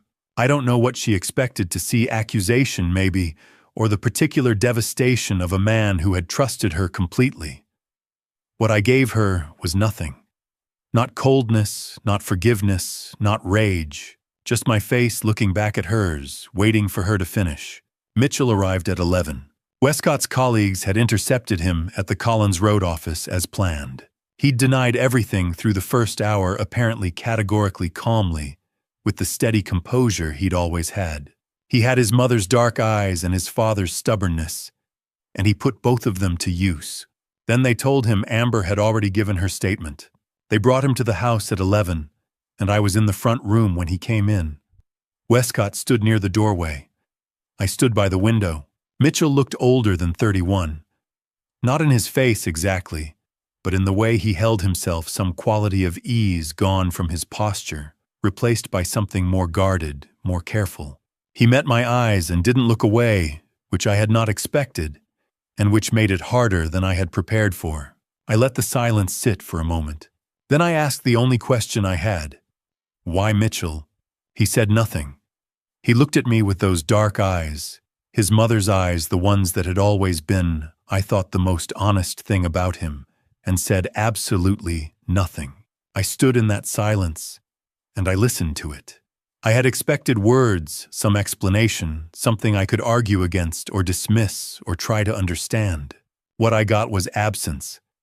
And absence turned out to be its own kind of answer. It told me that there was no reason worth saying out loud, that whatever had built to this hadn't come from a wound I could name, or a failure I could point to. It had come from something inside him that had nothing to do with me, nothing to do with Dorothea, nothing to do with the house he'd grown up in or the man who'd raised him. Some things I had thought the night before fracture from the inside. I looked at my son for the last time that morning. "Gogo," I said. 3 words, no one, just the one. He went. The door closed behind him, with the ordinary sound of a door closing, the same sound it made every other day, and the house settled back into its quiet, as if nothing had shifted. Westcott turned from the doorway and looked at me. "You all right?" he asked. I looked at the window. Outside, across the fence, Herbert's peony bush stood where it had always stood. The broken canes from a month ago still visible, but wrapped now in soft ties supported at the fracture points. The new growth pressing up through the base with a stubbornness that didn't care about what had happened to the branches above it. "Do what needs to be done, Frank," I said. He looked at me for one more moment, the look of a man who has been in enough rooms like this to know what useful silence costs. And then he opened his notebook, picked up his pen, and did exactly that. Before we continue, a quick note. Some parts of this story have been shaped with fictional elements for storytelling and reflection. If you're enjoying this, feel free to share it and subscribe so you don't miss what comes next. And if this kind of story isn't for you, this is a good moment to step away. The call came on the 3rd morning. I was at the kitchen table with coffee I hadn't touched, watching the early May light move across the yard. The peony canes next door had put out new shoots over the past week, small, tight, red-green and determined, pushing up from the base with no interest in what had happened to the branches above them. I'd been watching them every morning. There was something in their progress I needed to keep track of, though I couldn't have said exactly why. Westcott said, "There's something you need to know before this moves further. Can you come to my office this afternoon?" I said yes. His office was on Main Street, above a tax preparation firm. A single room with 2 windows facing the street. A desk that held a computer and nothing decorative. 2 chairs positioned across from each other with the frank utility of a space designed for direct conversation. He'd been a police detective for 30 years, and the room reflected that, functional, organized, stripped of anything that didn't serve a purpose. He was already seated when I arrived. A thin folder sat on the desk between us. He didn't open it immediately. He looked at me first, in that measured way. He had the look of a man calibrating how to give someone difficult information, not to soften it, but to make sure they're positioned to receive it. Before the charges in this case move forward, he said, the district attorney's office ran a cross-reference on Mitchell's employment history and insurance activity going back several years. He paused. There was a match. He opened the folder. The man in the photograph was 63 years old. His name was on the folder tab, but I find I don't want to write it here, not because I've forgotten it, but because he deserves more than to be a detail in someone else's account. He had a round, open face with a gray beard and the look of a man who spent time outdoors. He had lived in Des Moines. He had worked in property management for most of his adult life. He had passed away 22 months ago from what the death certificate recorded as sudden cardiac failure. Mitchell had worked for him for 8 months as a contracted administrative assistant handling scheduling correspondence and financial coordination. 3 months before the man passed, Mitchell had been added to the life insurance policy as a designated beneficiary. The policy paid out 60 days after the certificate was filed. The payment went to an account that had since been closed. No investigation had been opened at the time. There was no reason to open one. The man was 63. He had a history of mild heart irregularities noted in routine checkups, and the end, when it came, had looked like the end that condition eventually produces.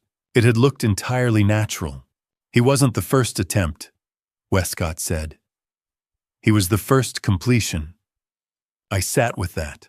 There is a particular kind of silence that comes when something you understood intellectually becomes something you feel. I had known since the lab report what Mitchell had intended. I had known it and processed it, and made the decisions that needed to be made, and kept myself functional through the weeks that followed. I had managed it the way you manage things when there isn't time to do anything else. But the man in the photograph had not been managed. No one had called a retired detective. No one had found a folded paper in a jacket pocket. No one had run a blood panel at Covenant Medical before it was too late. He had been 63 years old with an open face and a gray beard, and he had trusted someone in his house, and he had not made it to 64. I looked at the photograph for a long moment. Then I put it down on the desk, and I pressed both hands flat on the surface, and the grief that came up was not the kind I'd been carrying for weeks. This was something sharper. It wasn't for myself. It wasn't even entirely for Dorothea, or for the version of Mitchell I'd been mourning since April. It was for a man whose name I'd only just learned, whose face I'd never seen before today, whose last months had been spent not knowing what was happening to him. He had been alone in that, in a way, I at least had been spared. The tears came without warning and without much sound. I wasn't a man who wept easily, hadn't been since I was young, and I didn't now, not dramatically. My vision blurred. I looked at the window. I kept both hands on the desk. Westcott said nothing. He didn't shift in his chair, didn't reach for words, didn't look away or pretend to find something to occupy himself with. He just sat across from me and let it move through the room at its own pace, with the quiet steadiness of a man who had sat with grief before and understood that it didn't need managing. After a while, I picked up the photograph again. "What happens now?" I asked. "The Des Moines case is being reopened," he said. "The medical examiner is reviewing the file with the new information, with both cases combined. The prosecution is looking at a sentencing range of 15 to 20 years minimum, and that's before any additional charges related to the financial fraud and Reardon's network." He paused. "Amber's cooperation changes her picture significantly. That process is still being worked through." I nodded. I drove home. The call from Westcott came the following morning at 8:15. He kept it brief. The formal custody process had been completed overnight. The paperwork was filed, and the case was now in the hands of the district attorney's office. There was nothing more for me to do that day. I sat at the kitchen table in the early light and listened to the phone go quiet after he hung up, and I held it in both hands for a moment before setting it down. The coffee was getting cold again. I didn't do anything about it. I don't know how long I sat there. Long enough for the light to shift from the pale gray of early morning to something warmer, something that almost felt like the day committing to itself. Long enough for the usual sounds of the neighborhood to come up slowly, a car starting someone's door, the distant bark of a dog that stopped as quickly as it started. I heard Herbert's back door open and close. He appeared at my front door 3 minutes later, still in his housecoat and slippers, which I had never seen him wear outside before, and which told me he had come immediately without stopping. He knocked once and let himself in when I called out, and he came through to the kitchen and sat down across from me without being asked, the way he had been sitting down across from me for weeks now. He didn't ask how I was. He didn't say he was sorry, or that it would be all right, or any of the things people reach for when they don't know what else to offer. He just sat with me in the morning light, the two of us on either side of the kitchen table where so much had happened. And the silence between us was not empty. It was the kind that old houses hold, the kind made of shared time and the particular weight of things already said. We sat like that for a while. Then Herbert looked down at his hands on the table. He turned them over once, the careful gesture of a man thinking something through. "Warren," he said, "would you mind coming to my house for a few minutes?" His voice was the same as always, measured without inflection. But there was something underneath it, something with more weight than an ordinary request. Not urgency exactly, something that had been waiting and was ready now. I looked at him across the table. Let me get my jacket," I said. Herbert's house was not what I'd expected, though I couldn't have said what I had expected. In 20-odd years of living next door, I had seen the outside of it every day. The clean gutters, the window boxes he replanted each spring, the back garden that was his real domain. But I had never stood inside it. Neighbors in Cedar Falls could go that way for decades, close enough to wave from the driveway, far enough that the interior of each other's lives stayed private. We had observed that distance without ever discussing it. He held the door for me and I stepped in. The front room was spare and ordered in a way that felt intentional rather than bare. A single armchair angled toward the window, a side table with a reading lamp, a low shelf of books organized by height, with the patient logic of someone who had arranged them once and saw no reason to change it. There were no photographs on the walls, nothing decorative that I could see, just the clean geometry of a man who had reduced his surroundings to what he needed and found that enough. It was, I realized, not so different from what my own house had become in the 3 years since Dorothea left it. He led me down the short hall to a room at the back, his study smaller than mine, with a single desk facing the window that looked out onto the garden. The peony bush was visible from here. From this angle, with the morning light coming in low, I could see clearly what the weeks of careful tending had done. The broken upper canes were still tied, still supported at their fracture points, but from the crown of the root system, new growth had been pushing steadily upward. 6 new shoots, dark red and dense with stored intention, reaching toward a light they hadn't yet fully reached. Herbert went to the desk. He opened the bottom drawer and took out an envelope. It was the kind of envelope you bought at a drugstore 30 years ago, cream-colored, once the paper gone soft and slightly amber with time. It had been kept carefully, I could see that. No creases except a single fold across the middle. The flap was sealed and had not been opened. He held it out to me. On the front, in handwriting I would have known in the dark, in a hospital, in a burning building, Warren. The W leaned slightly to the left. She had written it that way her entire life. Something in the way she'd first learned the letter as a child. A small leftward habit she never corrected because she never thought it needed correcting. I had watched her sign her name 10,000 times. I had never once mentioned the lean. I took the envelope. She gave it to me about 6 weeks before the end, Herbert said. He stayed near the door, giving me the space of the room without leaving it entirely. She said to hold on to it and give it to you when you needed it most. He paused. I've been waiting for the right time for 3 years. I believe this is it. I sat down in the desk chair. Herbert stood near the doorway and looked out the window, giving me what privacy a small room allows. My hands were not entirely steady. Not from anything physical, the glycoside was long cleared from my system. Dr. Finch had confirmed that. This was something else. The ordinary tremor of being about to hear a voice you have not heard in 3 years, in the handwriting of a woman who knew you well enough to tilt her W's and never bother fixing them. I opened the envelope. The letter was 2 pages written on the same cream paper as the envelope in her unhurried hand. She had taken her time with it. The lines were even, the margins generous. The words chosen the way she chose most things, practically without waste but with care underneath the practicality. She wrote about us first. Not romantically, Dorothea was never romantic in the sentimental sense. She wrote the way she talked, direct and warm, like a woman who had decided long ago that the truth was a better gift than decoration.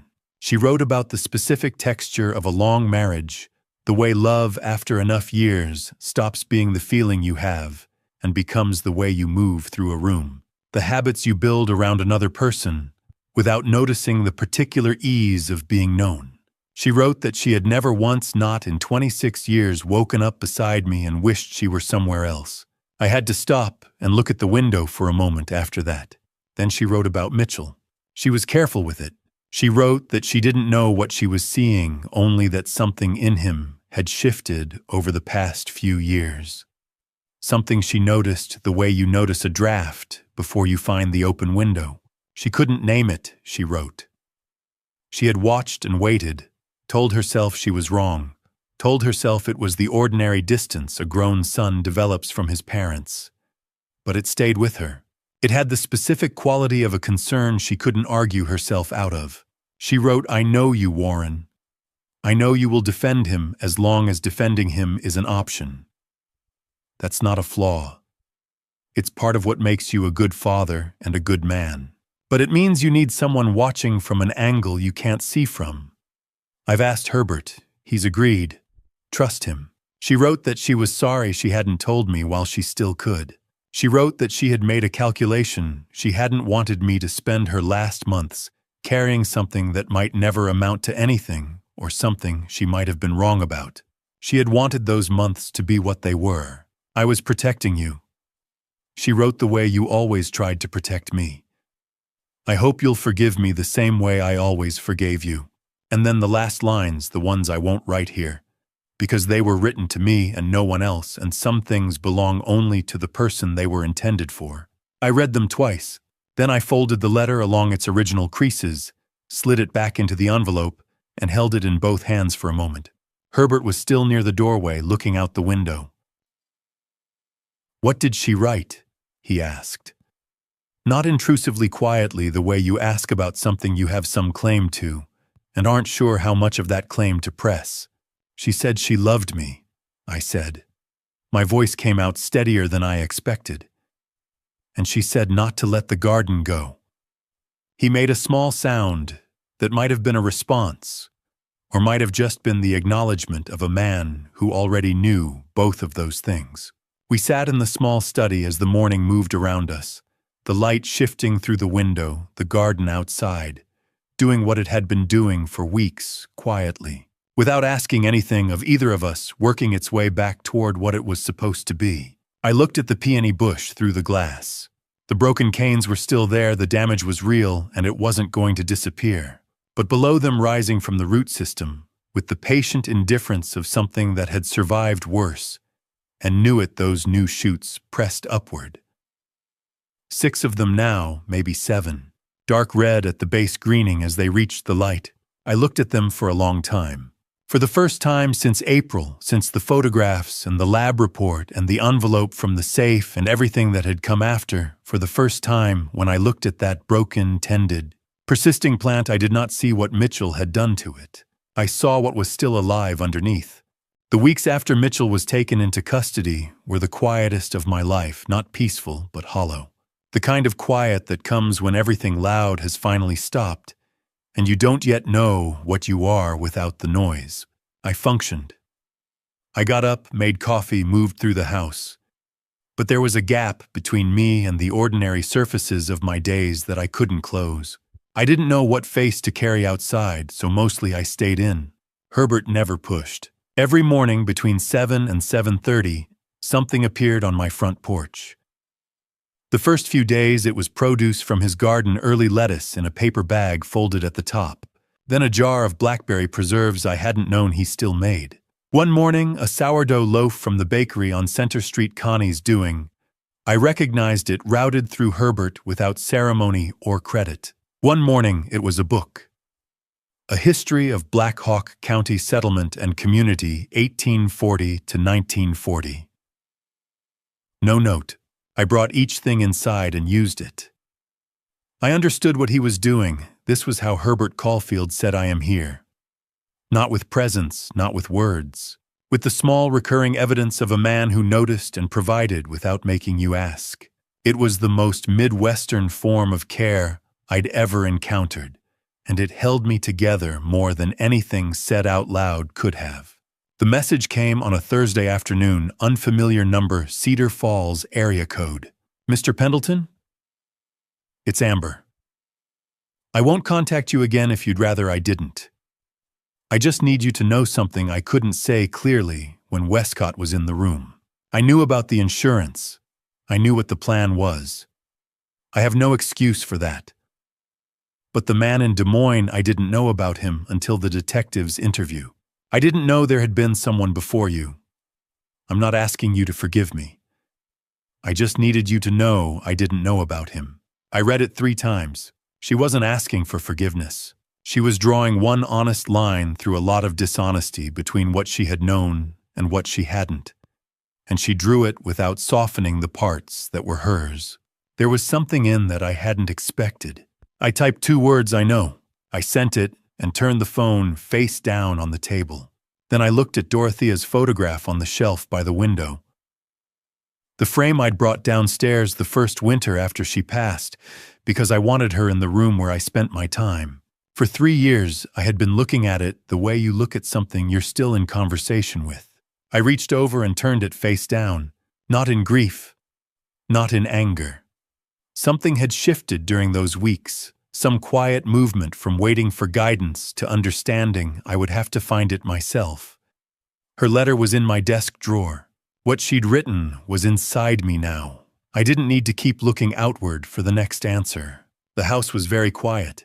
The next morning, I opened the front door before Herbert could set anything down.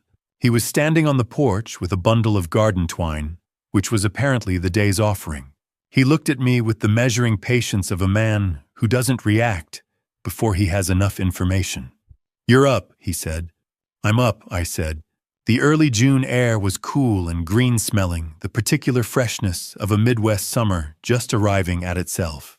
"Do you want to come look at the peony?" he asked. No weight behind it. No implication about what it meant that I was standing at my own door, instead of waiting for him to leave before collecting what he'd brought. Just a question about a plant. I stepped outside without going back for my jacket. We walked across the yard together through the gap in the fence that Mitchell had left when the post came down, which Herbert had not repaired, and stood in front of the bush. The change was striking. What had been a few tight red-tipped shoots pressing from the root crown had become a proper flush of new growth. The leaves had opened deep green with a reddish cast at the edges, filling in the lower third of the plant, with a density that made the broken upper canes look less like damage and more like old pruning. "It's coming back," Herbert said. Not with satisfaction, not with triumph.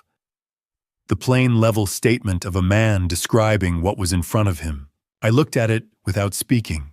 The neighborhood woke up around us, a car backing out 2 doors down, a dog starting up briefly and stopping. An ordinary Tuesday morning in early June, doing what ordinary mornings do. I didn't move.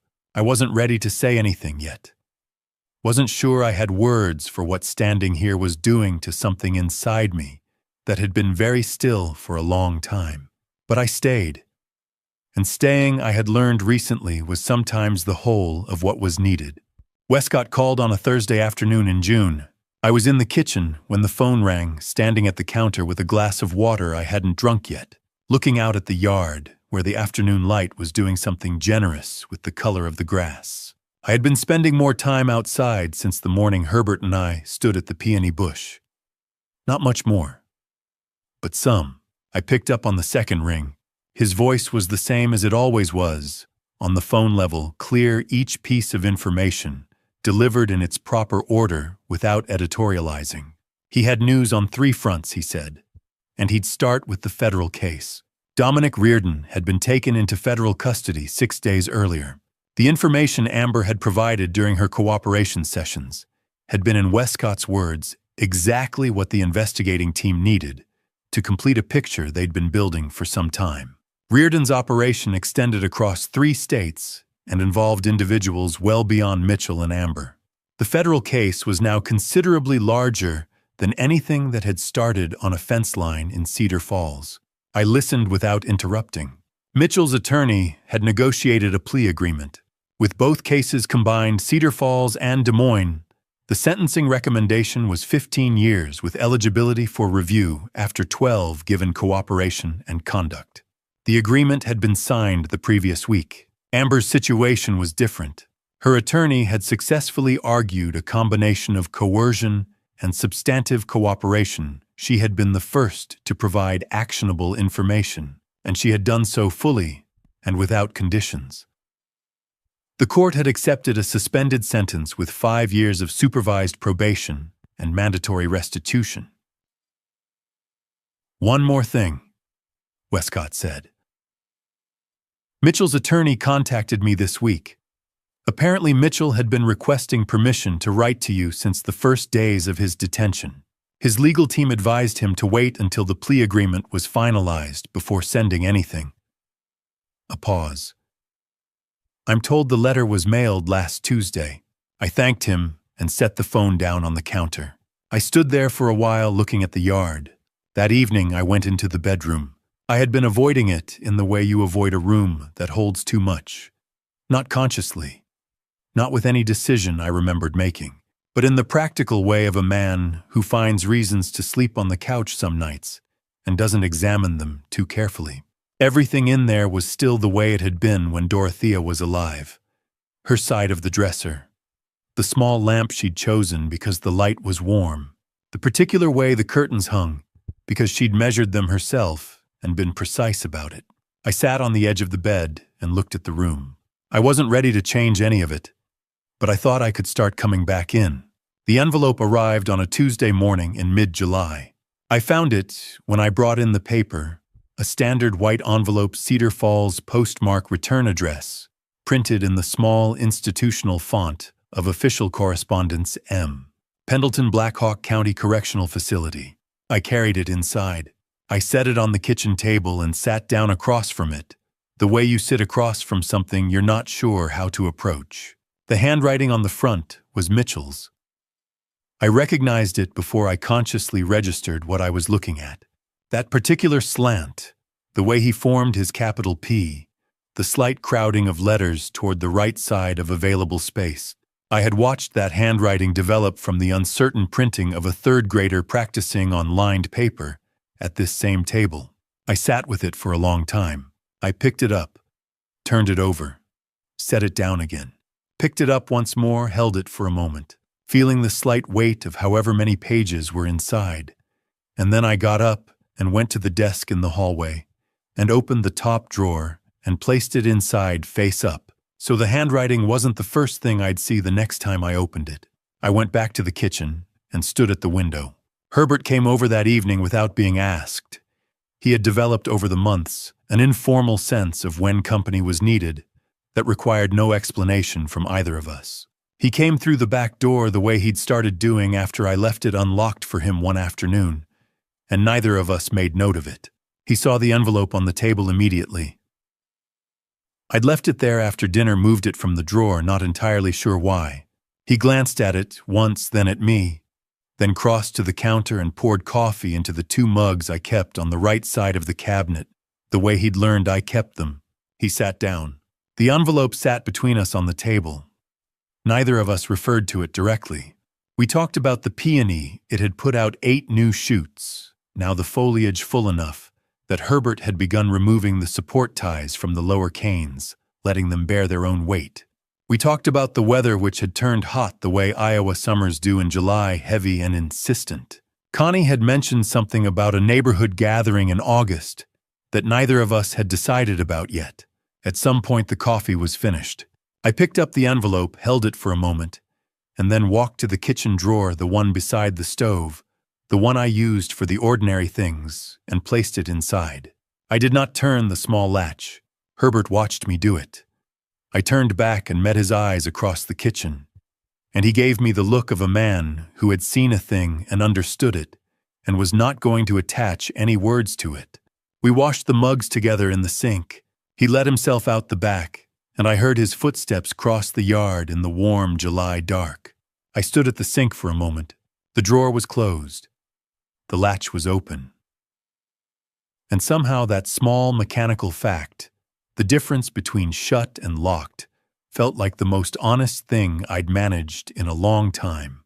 The heat in Cedar Falls in July is a different animal from the cold of March. In March, the cold is clean. It has edges, it behaves predictably, you dress for it, and it leaves you alone. The July heat is something else. It settles into the house by mid-morning and stays thick and close, turning the air inside to something you move through rather than breathe. By evening, it hadn't broken. The fan in the bedroom pushed it around without reducing it. I couldn't sleep. At some point past 11, I got up, went to the study and opened the bottom drawer of the desk. Not the one with Mitchell's envelope, the other one, on the left side, and took out a yellow legal pad and a pen. I hadn't used this desk for anything beyond storing papers since I'd retired. Dorothea used to say, I worked better under pressure than I thought I did, which was her way of noting that I avoided starting things until I couldn't avoid them anymore. I sat down and put the pen to the paper. I didn't plan what I was going to write. I just began. Mitchell, I don't know if I'm writing this for you or for myself. Maybe both. Maybe it doesn't matter yet. Were you happy? Not recently? Not in the years when whatever this was had already started. I mean before. When you were young and we lived in this house together and your mother was alive. Were you happy then? Or have I been carrying a version of you that only existed in my understanding of you and not in yours? I wrote for a long time. The fan turned. The night outside the window went from the blue dark of late evening to the flat black of real night, and I kept writing. I asked him when it started not to assign blame, but because I genuinely didn't know, and not knowing felt like its own kind of wound. I wrote about the boy. I remembered the one who had cried without shame the morning after Dorothea passed, who had learned to ride a bike in the driveway of this house by refusing to quit, who had called me every Sunday for 3 years after he moved out, because he said it helped him feel like the week had a shape. I asked him if I had missed something I should have seen. I wrote that honestly, not to absolve myself, not to shift weight, but because it was the question I couldn't put down.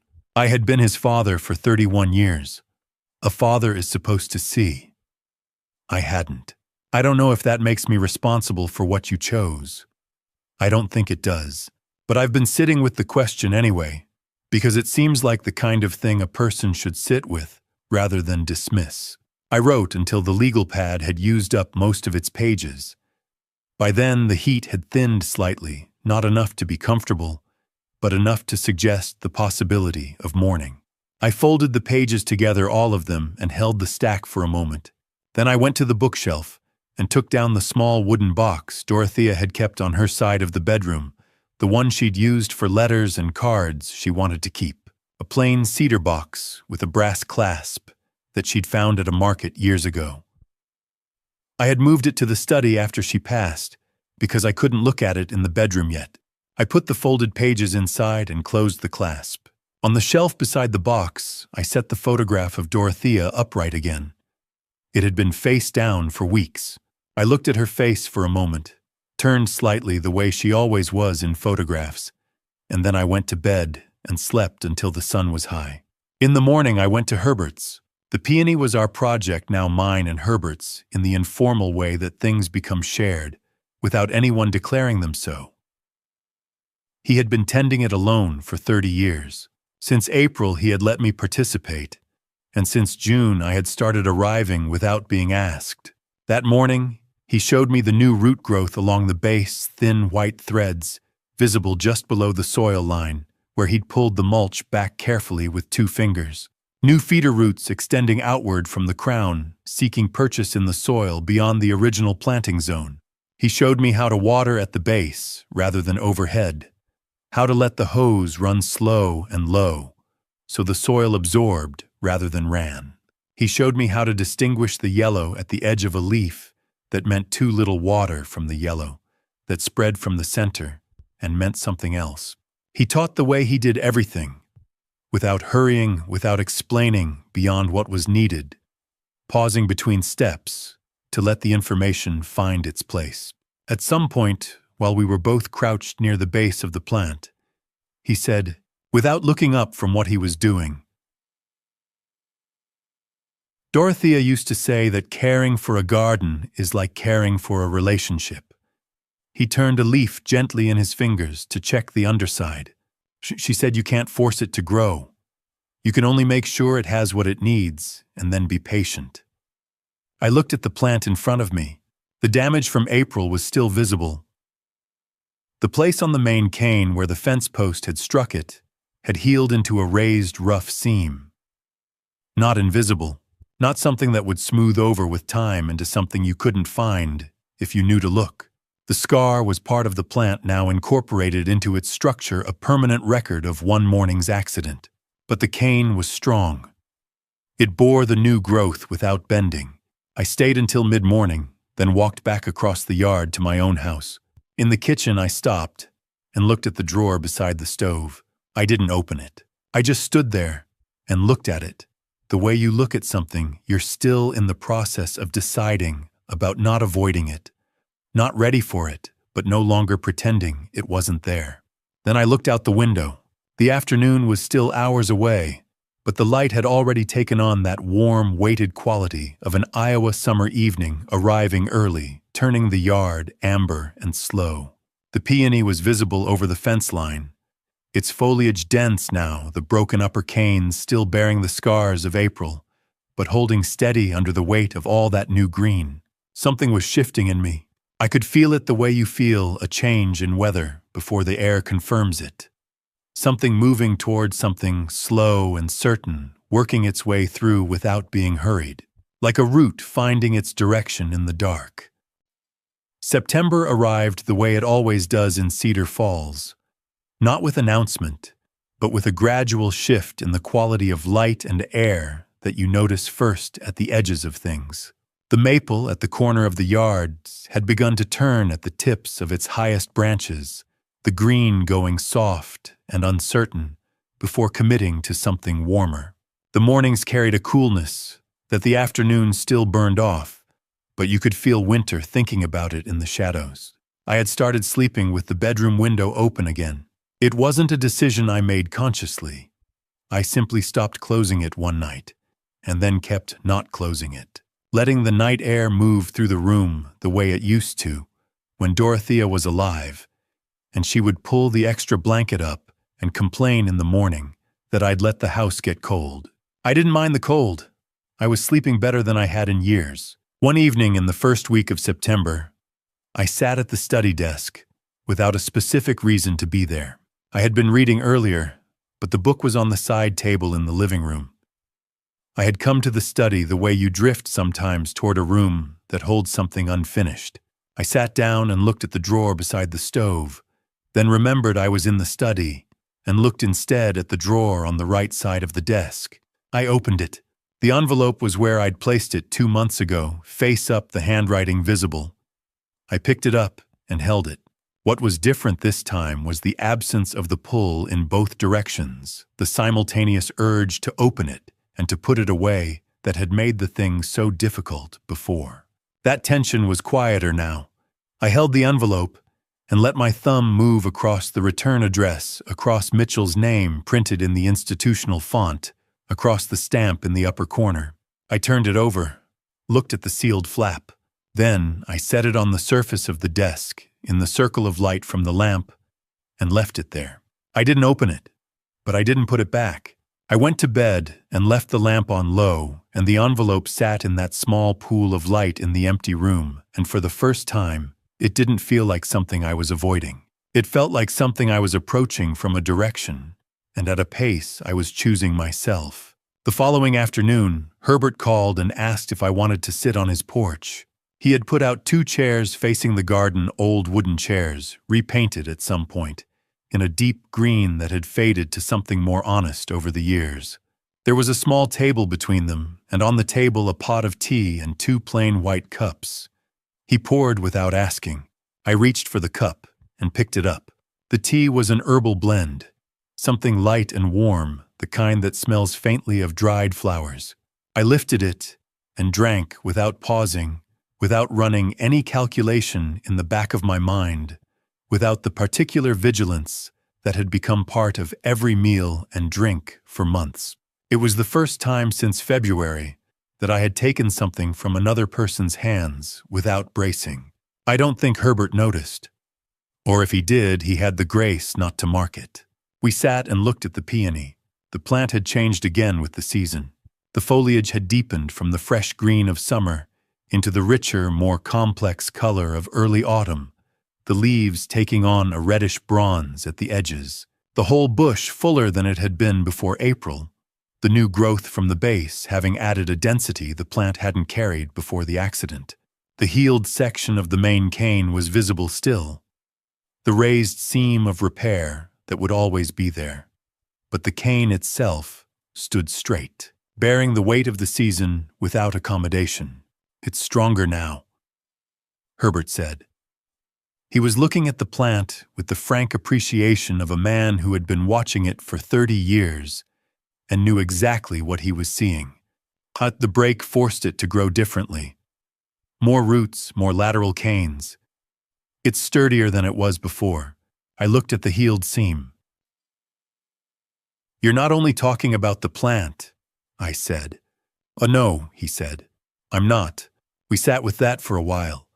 The tea going from hot to warm in our hands. The afternoon light doing what September light does in Iowa, turning everything it touches a shade more golden than it actually is, as if the season is trying to be generous before it goes. After a comfortable stretch of quiet, the kind that exists between people who no longer need to fill the air between them," Herbert said, without turning his head from the garden.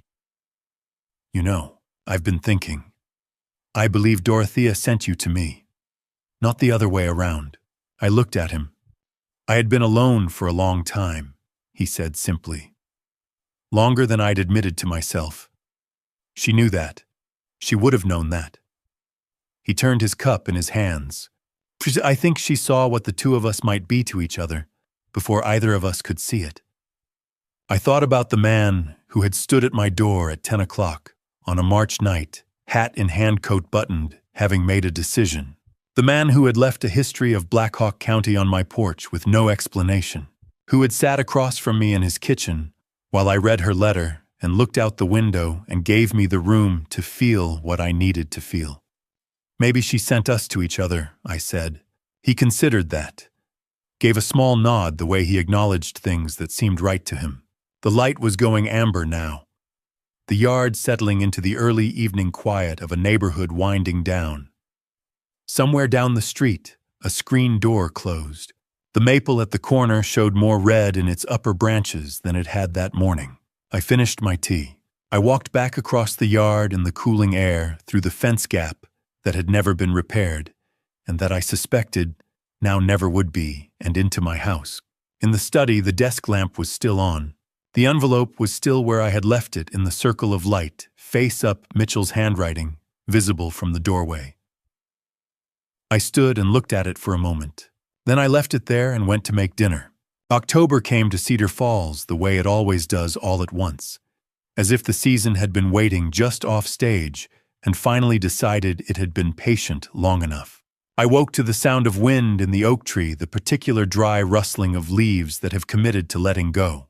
The light through the bedroom window was different from September's lower, more golden, the kind that hits at an angle and makes ordinary things look briefly significant. I lay there for a moment and listened to the house around me, the small sounds of a morning beginning. Then I got up and went downstairs to make coffee. I filled the kettle and set it on the burner. Took one mug from the cabinet, the left side where I kept them now, the way Herbert had learned to find them. Then I paused. I reached back and took out a second one. I want to be clear about why. Not because I'd forgotten, not out of the old muscle memory that used to set 2 cups down before I'd thought about it. This was different. I set the second mug on the counter with the deliberateness of a man who knows exactly what he's doing and has decided to do it because Herbert would be over around 8, the way he'd been coming over on October mornings since the weather turned, and because I wanted the coffee ready when he arrived. 3 years ago, the second cup was an absence. This morning, it was an expectation. I carried them both out to the porch and sat down. Cedar Falls in October is a particular kind of beautiful, the unsentimental, almost aggressive beauty of a place that knows the color won't last. The maples along the street had gone fully red overnight, the kind of red that has nothing subtle about it. Deep and saturated, almost unreasonable, the color of something burning cleanly. The oak tree in the yard had gone gold.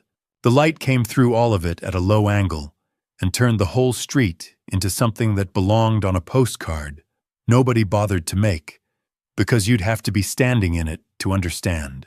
Ite. I sat with my coffee and looked at it and didn't try to hold on to it. Herbert came at 8, same as he had been. He came around the side of the house through the fence gap, which had grown so habitual now that neither of us thought about it, and stopped when he saw the second mug on the small table between the chairs. He sat down without comment and picked it up. We looked at the peony. The plant had changed again with the month. The foliage had gone the deep reddish bronze of late autumn, the leaves beginning to curl slightly at the edges with the dry air. The new growth from the base. All those shoots that had pressed up through spring and summer with such indifference to what had happened above them had matured into proper canes now, thicker than I would have expected, after one season standing with the quiet authority of things that had earned their place. The healed seam on the main cane caught the morning light. From this angle at this hour, it did something I hadn't noticed before. The raised tissue of the repair reflected the low sun differently than the smooth bark around it, giving it a faint brightness. Not a flaw catching the light. Something more like a feature. "It's stronger now," I said. Herbert looked at me. "A beat." Yes," he said. "It is." We drank our coffee in the comfortable silence of men who no longer need to fill the space between them. Somewhere down the block, a car pulled out of a driveway.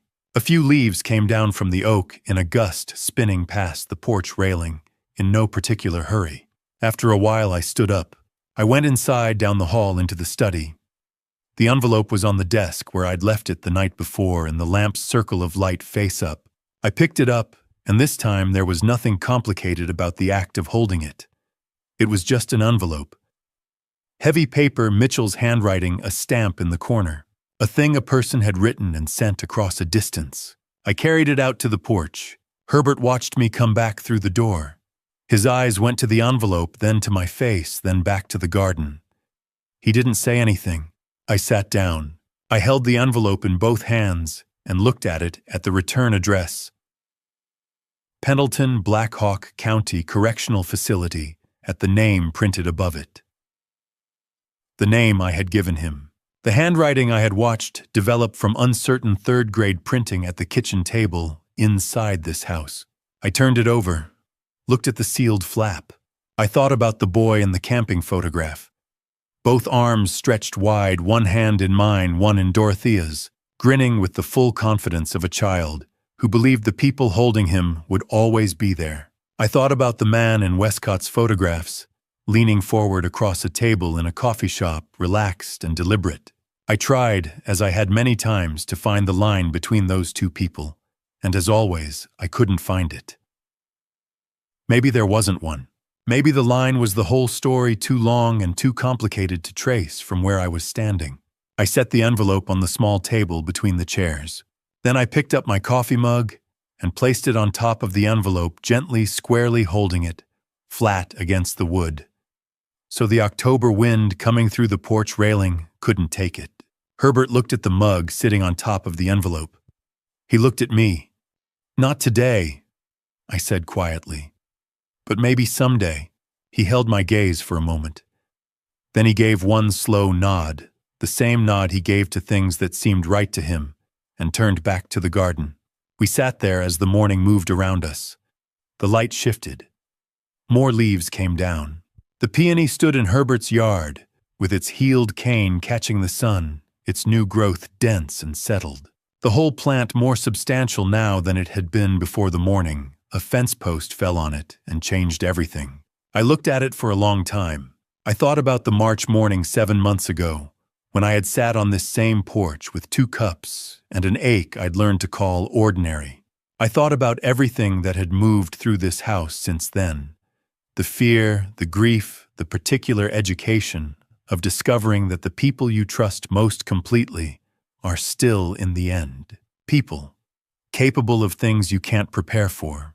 I thought about Herbert showing up at my door at 10 o'clock at night because he had given a dying woman his word. I thought about Dorothea, who had seen something I hadn't and had loved me enough to make arrangements.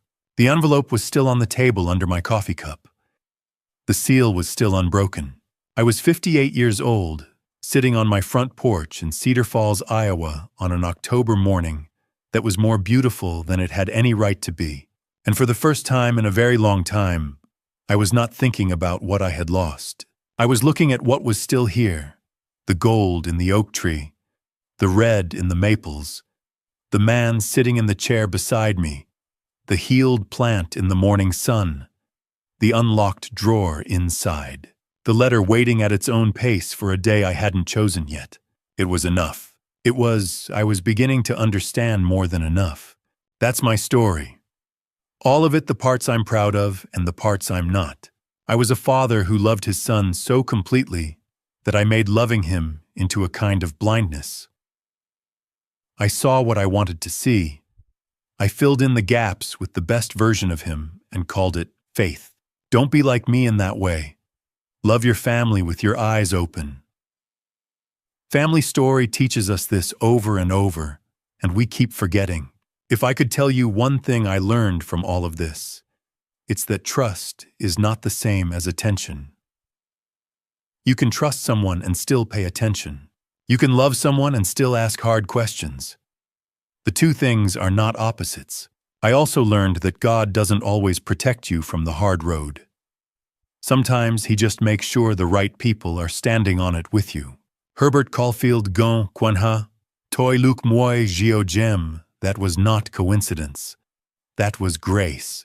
These grandpa stories are never just about the old man in the chair. They're about what a life actually looks like when you stop editing it. The beautiful parts and the broken ones. The healed seams that catch the light. If you're sitting somewhere right now carrying a family story, you haven't told anyone a worry, a question you're afraid to ask, don't wait as long as I did. The drawer doesn't have to stay locked. This has been one of my grandpa stories, and I'm still here to tell it.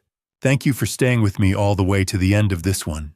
If you found yourself in Warren's position, a parent facing something unthinkable within your own family story, I'd genuinely love to know what you would have done differently.